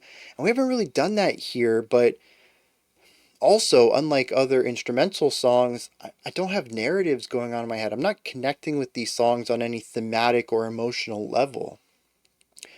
Much like when we checked out, what is that band? We checked out another electronic. Actually, there were two of them. One was pretty cool. I can't remember who it was, but they made electronic music with acoustic stuff too. Like, they made all their own samples and then remixed those samples on their own. I wish I could remember that dude's name. But then we also had Kraftwerk. And I think there's a pattern forming where I just don't know how to listen to electronic music. Which is, I mean, yeah, listening to music and being able to understand it. Well, as I've mentioned, music is a language. Spend enough time with it and you can understand it, and it even has jokes. You may have heard me chuckle many times over the years at specific turns of phrases or musical ideas or little interjected concepts. Music has setups and punchlines. Music also can set up expectations and pull out rugs from under you. It can be suspenseful and thrilling, intense, just like language. But each genre is a dialect, and just because you understand one doesn't mean you'll understand another. You'll have a gist of it, but you won't be able to get the intricacies of it. And electronic is definitely a dialect I am just less well versed in, I have less experience with. And so, while I do pick up on a lot of things, I also miss some of the more intricate details. And I think this is just another reminder that I need to spend more time with electronic music. Maybe there isn't any additional information in this. I find that very unlikely. This definitely feels like a skill issue on my part, but like I said, I feel bad because we're not diving into any emotional elements here. We're not talking about how the titles might work into the way that the songs are doing things or what they might mean, because honestly, I don't know what any of these songs mean.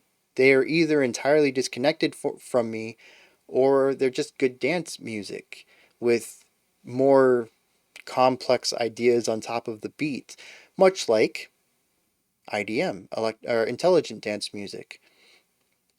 So, I mean, that's kind of where I stand on it, and I like I said, I kind of wish we could dive a little deeper. What does nonviolence mean in the context of that song? Unfortunately, I can't tell you. Same thing with Summer Simmer, or I don't even know what FF Bada or the Yabba are supposed to mean. Cacio e Pepe is Italian, I believe, but I don't know what it translates to. So, this next song we're going into is called Tyne. I would have to look that up.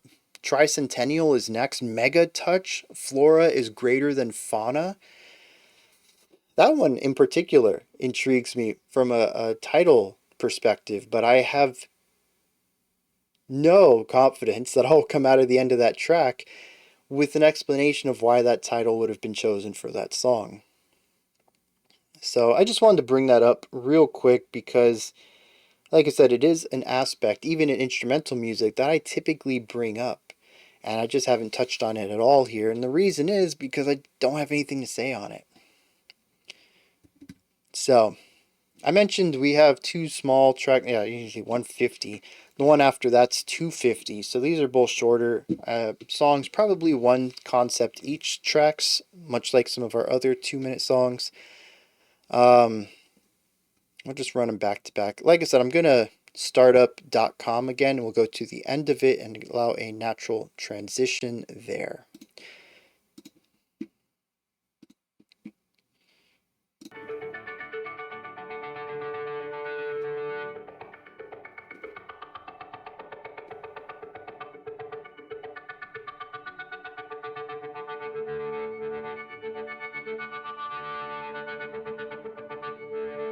Almost sounds like a harmonica. Yeah, and then just quits. It's such a strange decision. All their other songs have had a 1 to 2 second gap between tracks.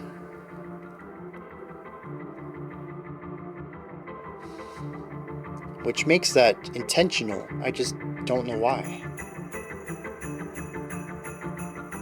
Sleigh bells. I told you this drummer was going to get some cool percussion on this.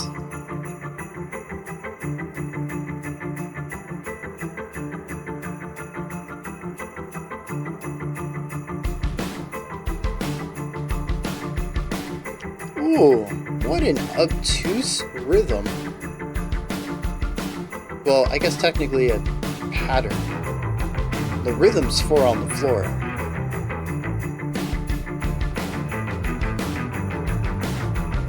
But the use of silence in that drum beat is...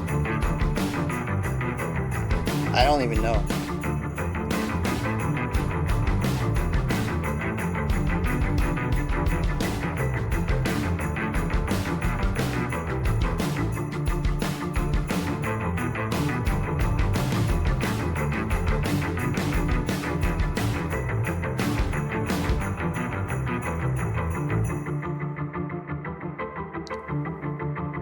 I'm just going to chalk that up as another one of those ideas I needed to get out. Just have a really obtuse rhythmic pattern, and I like this. This is entirely too long for me. But there is minor modulation going on to it. So...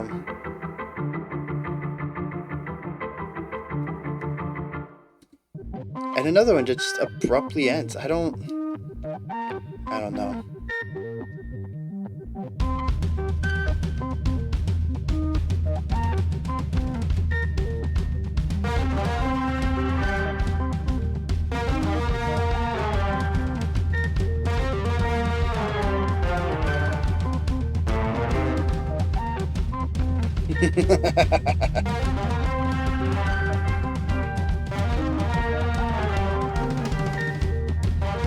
So I thought this sounded a little bit like trombone, maybe a very high tuba, sousaphone maybe. But then we also had a trumpet sound coming off on the left.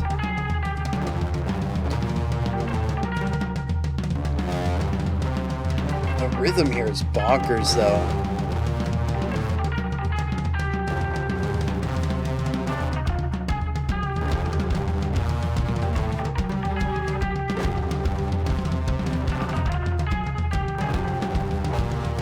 See, this guitar stuff, it just feels like noodling.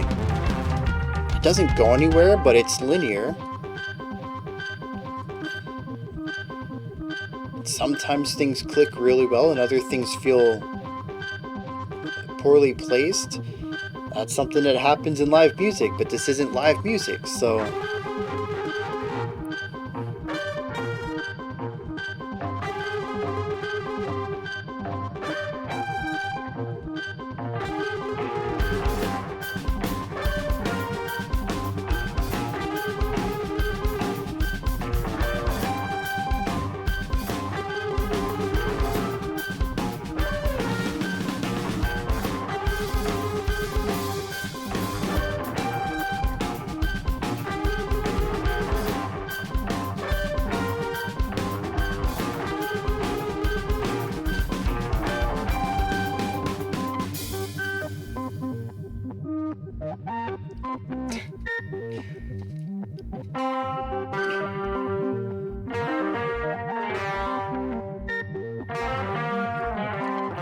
I think this guitar line is gonna make. We don't have time to go anywhere.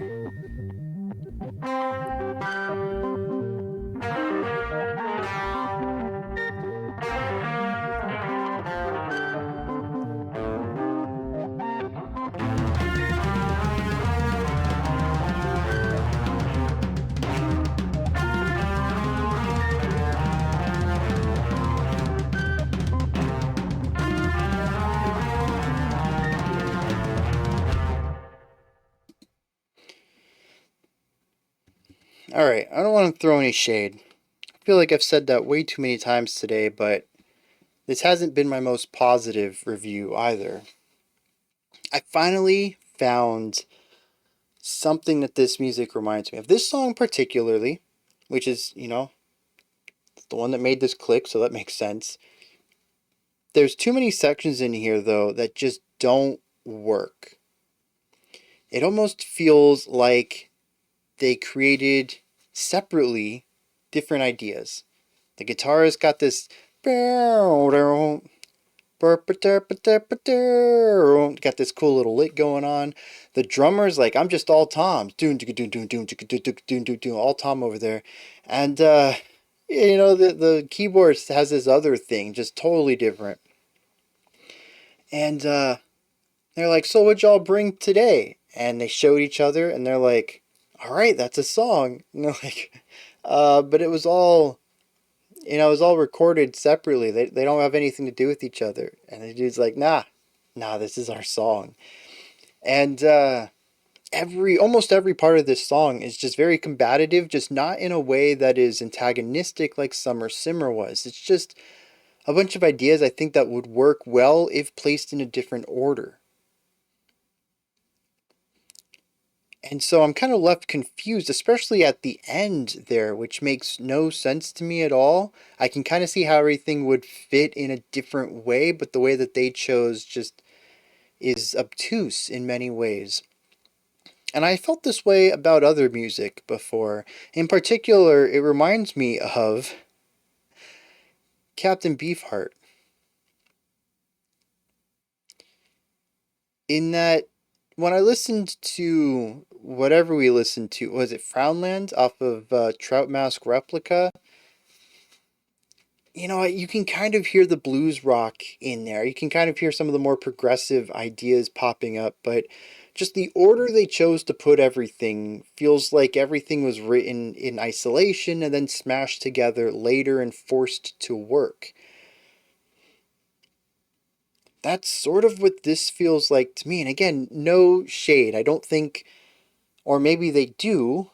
I don't know if Battles wants to be compared to Captain Beefheart, but that's my closest analogy.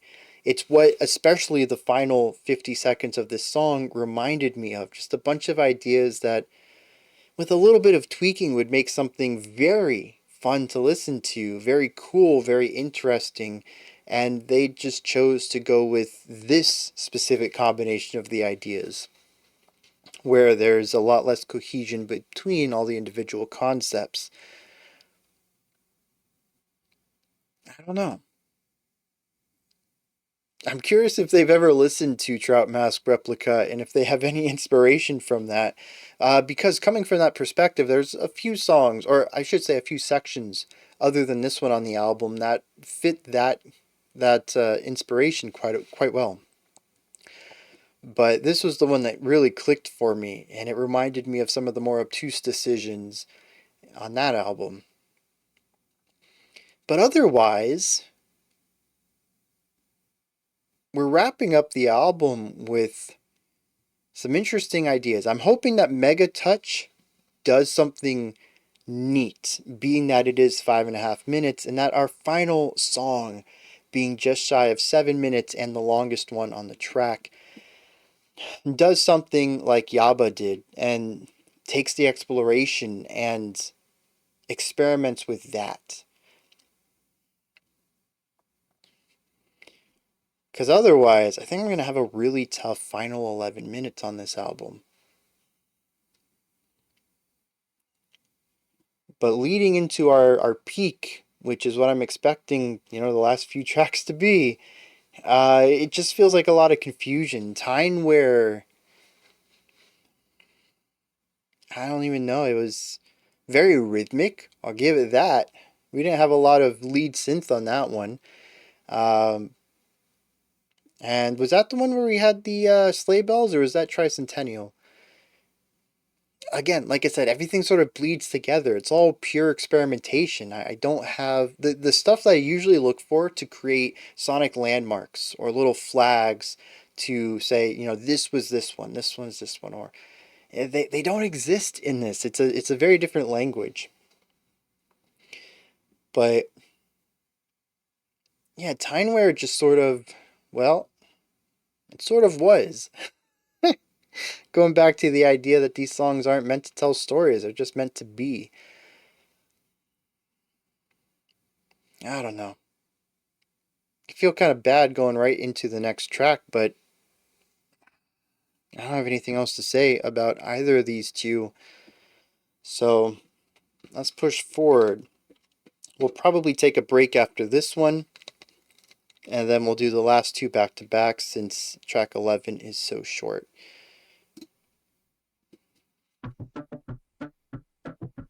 Yeah, see, the really stark syncopated percussion stuff, they're using this more and more and more. We had a little bit of it in the first few tracks, but I hear more presence of it lately. And we get some of that heavy rhythmic playfulness that we saw back in Yabba. Man, these songs always start off so strong because they don't do a lot of experimentation yet. Ooh, yeah. Dude, the drummer's so good. He's my favorite part of this.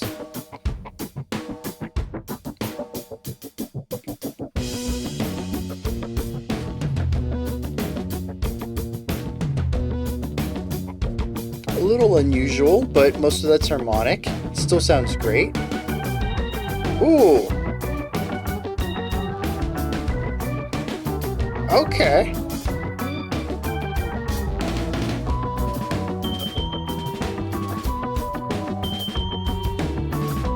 Dude, this is my favorite song so far. This is so good. But it's also one of the more congruent ones. All the tones are coming together to create this spooky, eerie atmosphere. The rhythms are fantastic working with each other. The guitar and the organ sound great together. Everything's working to promote the general central theme here. Which just means that the chaos is around the corner. Dude, that drum. Is that a... It wasn't a blast beat, but I think that was a one-handed roll.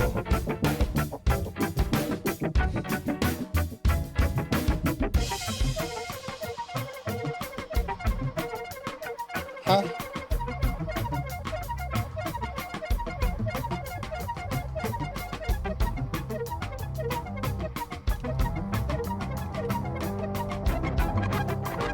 Okay, I can take that as a little interlude.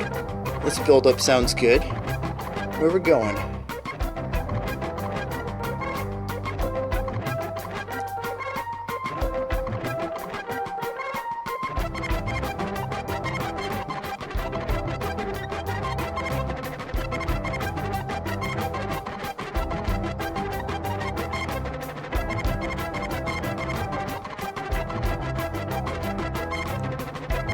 Okay.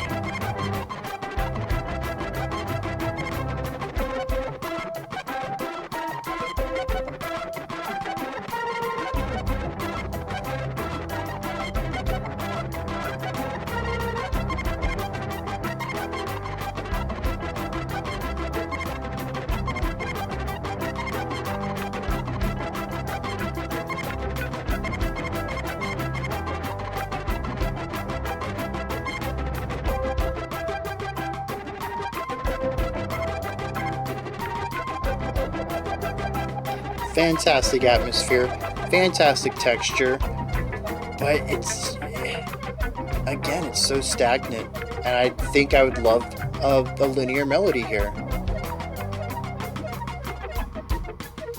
This little chirpy guy though, he's been going on a while.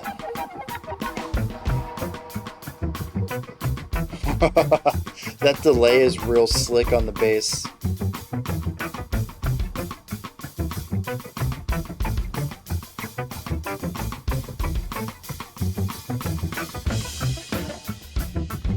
Shifting from the cross stick to the full snare hit.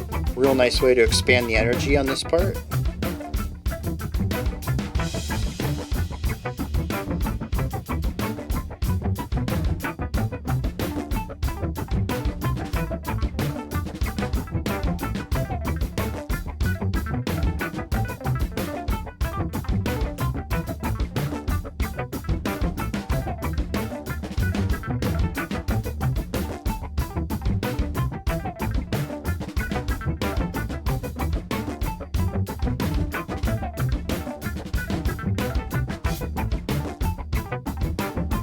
Yeah, man. Anybody else just feel like this gets stagnant though? Like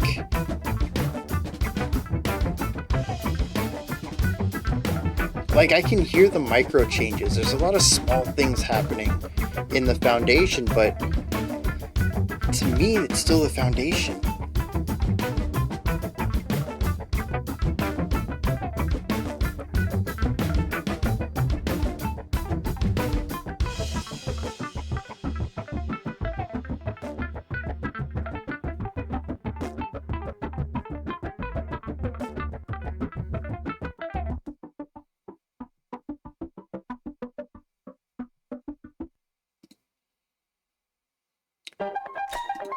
Hey, I paused you. So, I mean, I feel like this is the perfect track to kind of sum up my experience with this album.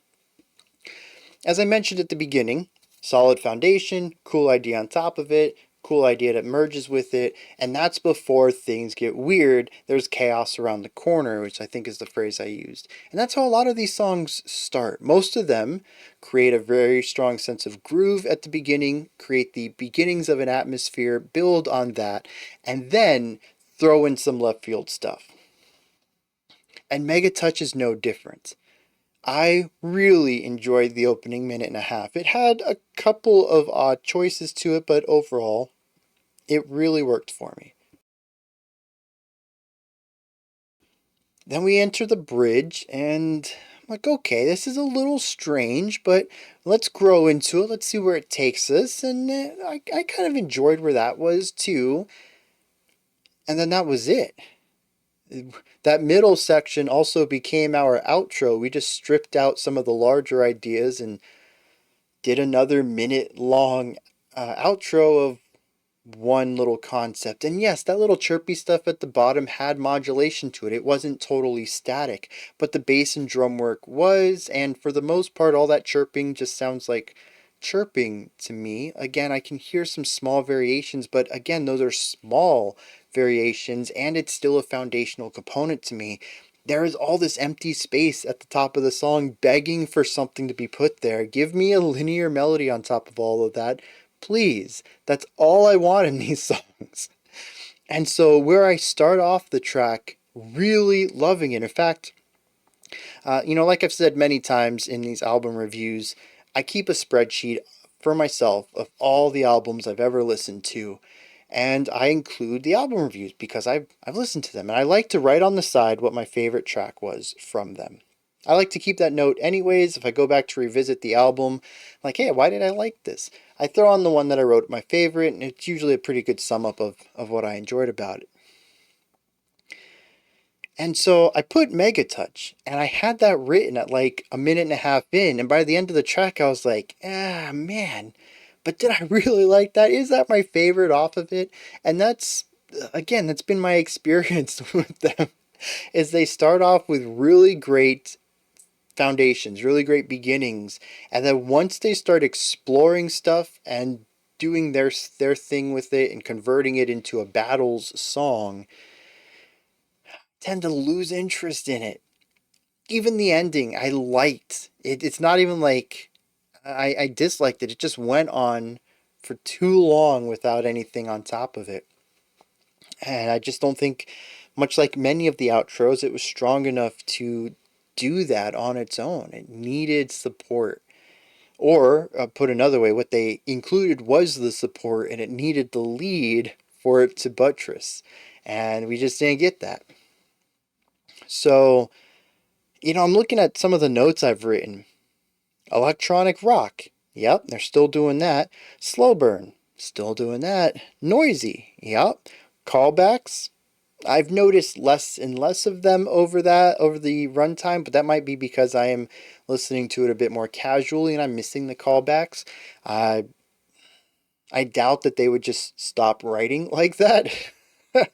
But some of the intricate structural stuff that I picked up at the beginning that was also causing me to be a bit bored with it, I'm not noticing as much, but again, could be the way I'm listening to it now. But rhythmic playfulness, funky grooves, that's all still in here. Experimentation versus palatability. Yeah, they're still starting with palatable sounds and shifting towards experimentation. A lot of this is very similar in how they go about composing it.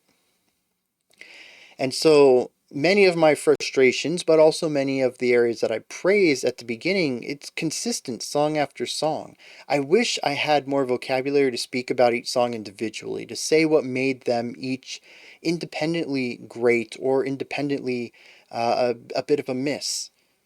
But I mean, it all sort of falls under the same areas every single time. Strong beginnings, weird middles, and missed opportunities to wrap songs up. And I feel like that description could describe all 10 tracks we've listened to so far, and that's where I stand on this one.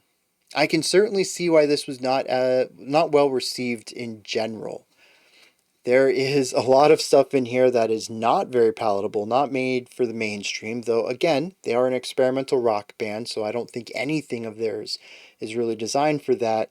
But there's a lot of stuff here too that feels like they threw a bunch of stuff at the wall, and instead of seeing what stuck, they just kept it all. And unfortunately, that has led to, I don't think a single bad song, but a consistent element of bad sections in songs, which leads to an inconsistent composition.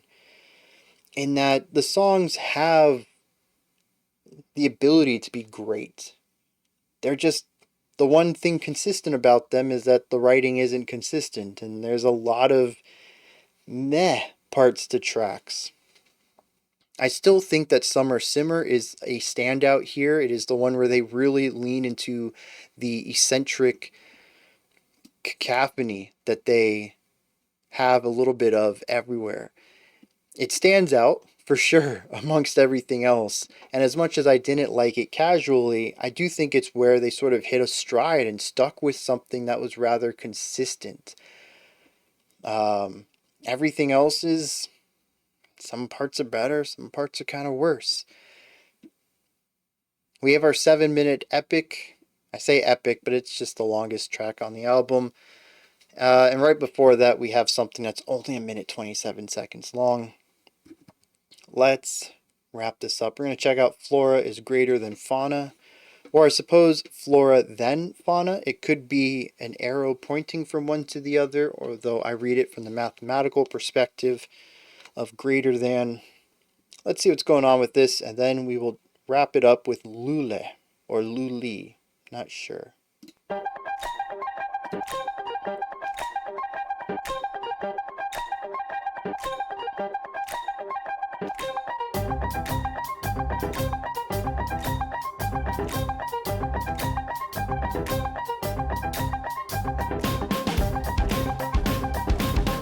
Okay. The consistent accent from the snares. We got too many accents and then not enough. Drummer, give me something in the middle. Oh, nope. Okay.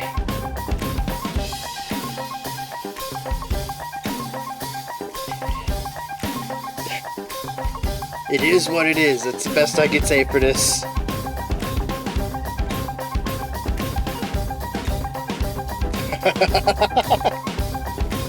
It's a very interesting way to do the skipping track idea that electronic music can do by hands. it kind of has that same vibe to it. They're trying to make it musical though. I see the intention behind it. I don't think the execution's bad. It's just not great.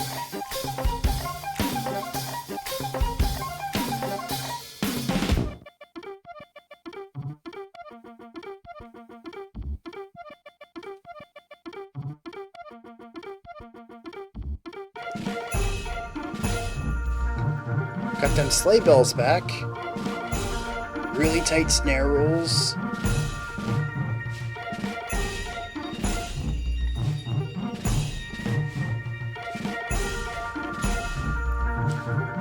Oh, we have some ambient pads in the background. We haven't really had those at all this album.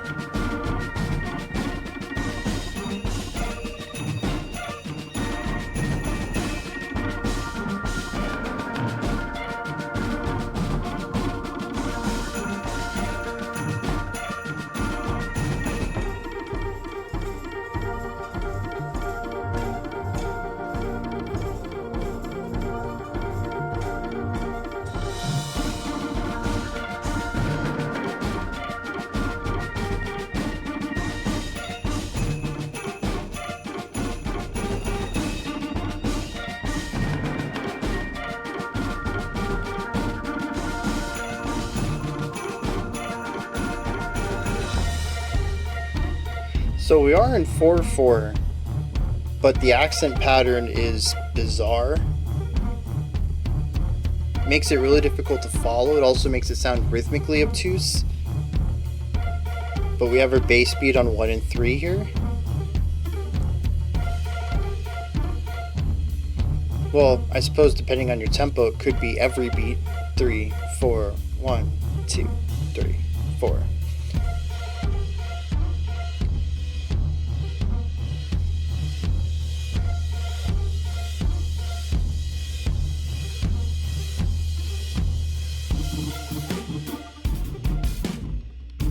Okay. That was an interesting decision, but it led somewhere cool, so...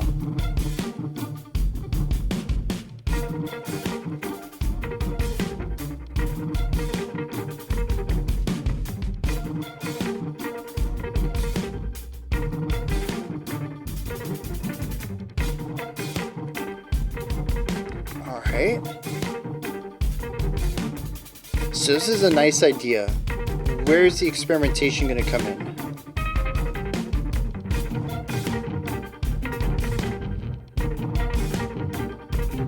Well, we have all this light, bouncy stuff. We have a very heavy tone over here now.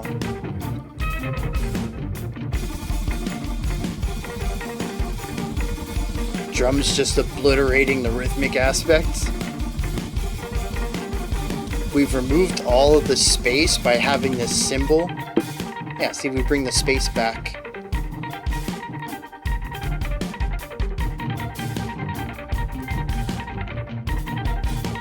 And the open cymbal again. Okay, 2 times then.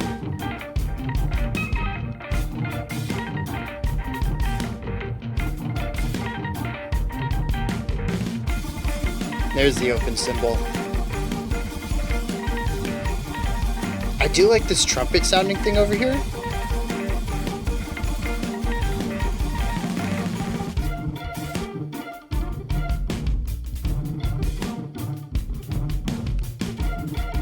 There's our accelerando, bringing it back up.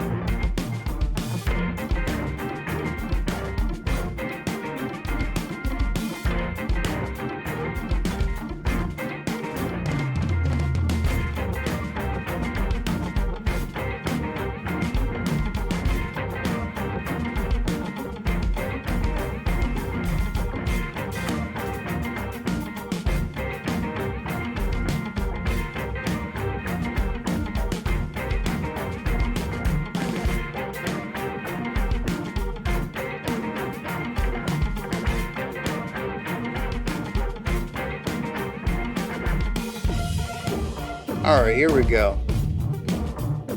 There's a lot of things that are the same here. We've reduced some elements. I love the reverberant guitar there.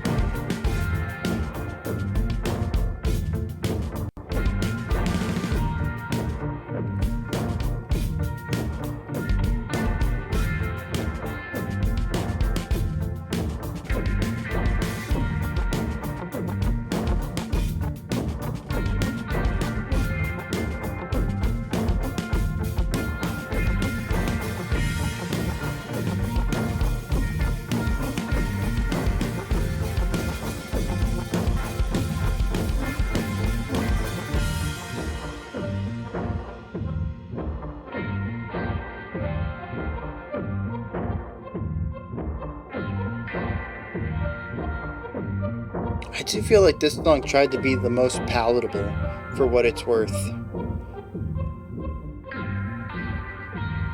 It has some obtuse decisions to it, but there's very, very rarely anything destructive or antagonistic about it. It was just Battles' version of palatable.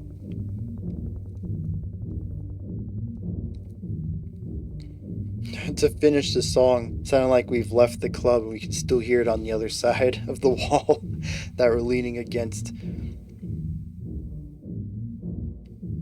Again though, these long outros.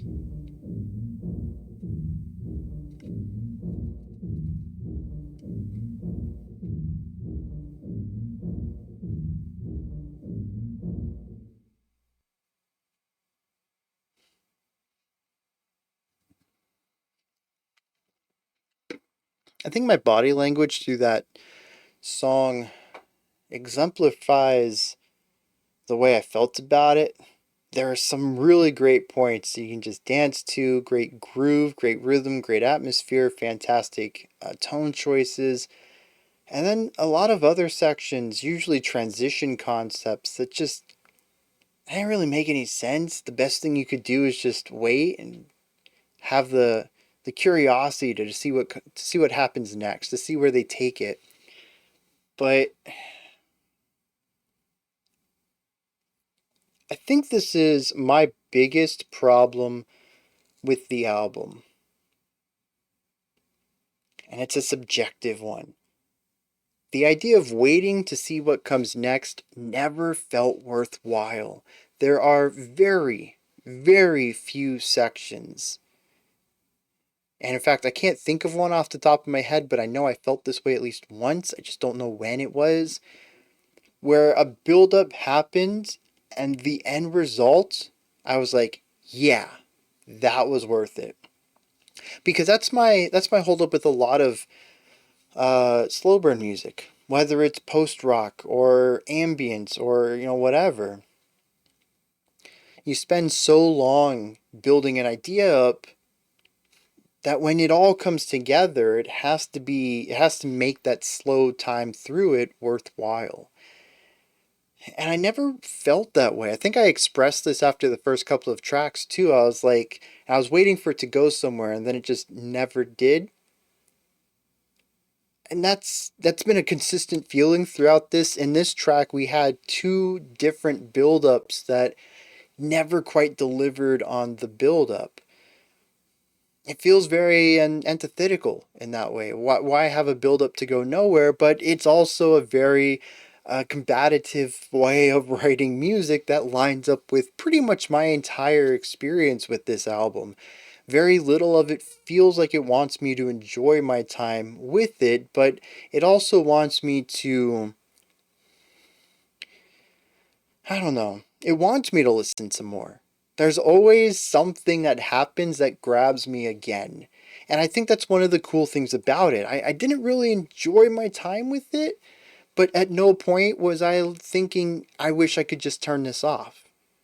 There wasn't a point where I said, if I wasn't doing this for a video, this would go in my abandoned albums list. Something I just couldn't make my way through. I think I'd still finish it because there were so many places that gave me promise. Like, if you just listen a little harder, a little better, a little longer, everything's gonna click. And it never did. I feel very let down here at the end of the album. Part of that's on me. But I do think the song is antagonistic in that way. It's about creating hope and never delivering on it. Every single time there was a build up, it just peters out the energy for one way or another. It never feels like it hits that peak. And so it's a song that feels like it consistently rises from ones to nines. And when you expect that 10, it just returns back to a 1. It's an album of false hope, false promises. And usually, those nines at the end of songs, instead of peaking and hitting that really great moment you're expecting, gives you a stripped down version of the section for the next minute. There is plenty of time to hit that peak, and it almost feels like the album laughs in my face by giving me the exact opposite of what I want, but still saying, yeah, there's plenty of time in the song, but we're going to force you to listen to this anticlimax for the next minute. And maybe that's the point of it. I don't know. I keep battling back and forth here. Is this an album designed to be as it is, an antagonistic experimental album? Or is it simply just a bunch of people tossing some stuff on a page, trying to see what sticks? Tired of doing things the way they have and just want to make a fun album. Fun for them, maybe. Again, this is another thing that I think works from their perspective. I love writing experimental music. I have a whole folder of songs and ideas that I've gotten out that I think have absolutely no room in being released, but I've enjoyed what they are, little ideas or concepts or weird things just playing around with a synthesizer patch and little noodlings that I've done over the years. But I would never release them. And see, that's where my question is on some of this. I think half of this album is ready to go. And I've actually sort of battled with this too. I don't ever really feel like it's my place to tell another artist what they should do with their music. Not because it's rude, but just because I feel like that would make me really conceited. Like I know what to do with your art better than you do. And you know, sometimes that's right. I mean, the whole in the world of novel writers, you ask other novel writers for feedback because they might see something you don't. It's not really conceited, but like there's a part of me that still feels that way. Like, bro, who are you? You didn't write Battles as music. What do you have to say it could have been done better? But I feel like there's a really strong EP in here. If the album had been focused down into the best bits, tightened up a little bit, remove some of the superfluous fluff, some of the single idea tracks that just don't do anything, they sort of just exist. There's probably a really tight, fun, experimental EP in here, a good 20 minutes of music, where the ideas could be expanded upon just a little bit more than what they were, and maybe even ripping some of the ideas out of those minute songs and putting them in the larger ideas to further flesh them out. I could see it happening. But at the same time, it no longer becomes la-di-da-di. It is an entirely different project with an entirely different purpose and concept in mind. I would be converting it to, if I had, the ability to do this, into a cohesive vision, probably with some sort of narrative component to it, because of course I would recommend to add some melody in places. And it would just be a very different album. So would that make it better? No, I would never say that. I've been saying this from the beginning of the channel anytime that I would give comments on what I would have done in a situation. But I'm a very different composer than Battles. I have very different intentions to my music. And this is basically the polar opposite of both what I write and what I listen to. And so basically all of my criticisms, my feedback would be to change it into something else. Because this album very much is the sum of all its parts. It isn't just the large tracks like Yabba and Bada and Summer Simmer. It's those little minute long ideas. There's so many of them that if you remove them, you've really gotten rid of half this album. They are as much of the identity of it as anything else. But I do think I would enjoy it better if it was tightened up a bit. But I go back to where I was, like I said, it's a cycle. I go back and forth. If we did tighten it up, if we shortened some of the endings, if we made things less antagonistic, would it be battles? Would it be la-di-da-di?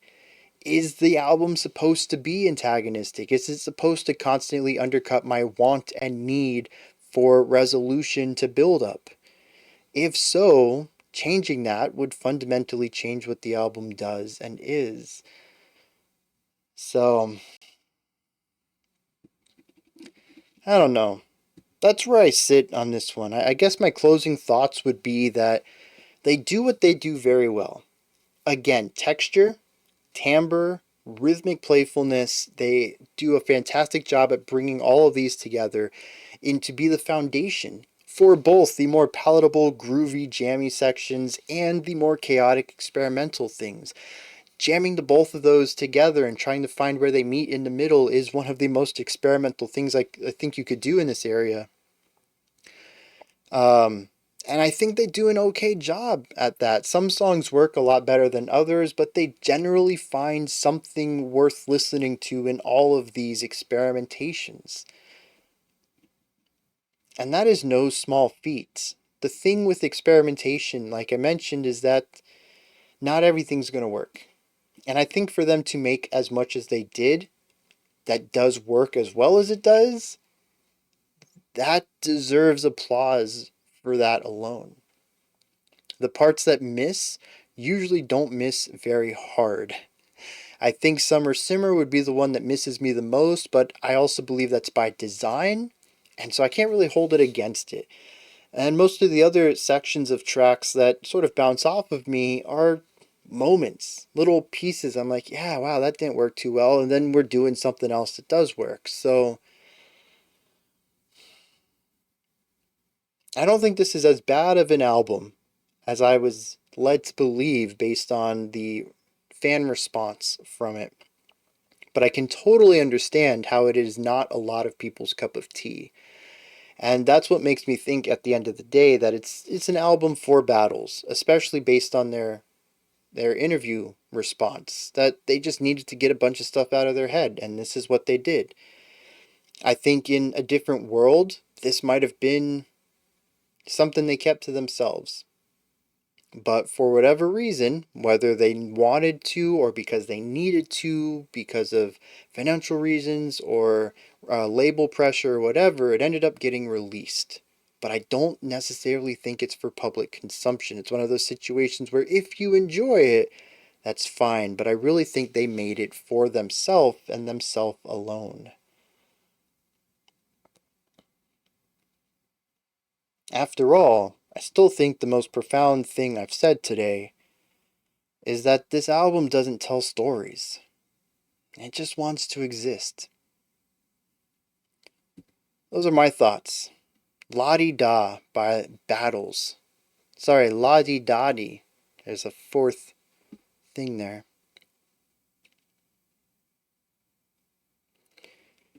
Those are my thoughts, though. What are yours? Did you enjoy this album? Was there anything that stood out to you? Anything you would like to add on to what I said or correct me on? Maybe you just have your own thoughts, opinions, or perspectives about it. Let me know all of that down in the comment section. Above that, in the description box, you'll find a link to Linktree. Takes you to this menu. You can find links to my menu, my music, ways to support the channel, a link to the Discord server, and so much more. Above that, if you could, like, subscribe, and ring the bell. I greatly appreciate all three of those. Alright, that wraps it up for today. I'll be back tomorrow morning, 11 a.m. Eastern Standard Time, 3 p.m. UTC. We're going to do a live stream. It goes for 2 hours. We just check out music and chat Very low stress, fun. What's the word I want? It's just casual. That's the word I want. Usually a bit less of the critical analysis, more of a casual analysis. And it's not all music related either, just kind of chit chat stuff. So it is a fun time if you can make it. I highly suggest doing so. You don't have to be at the beginning either. You can come in for the last 30 minutes or last 10 minutes or whatever. It's still a good time, good company, good conversations. Monday, we will kick it off with next week's theme, which is something. I think it's death metal, but don't quote me on that. I think we're doing a genre week.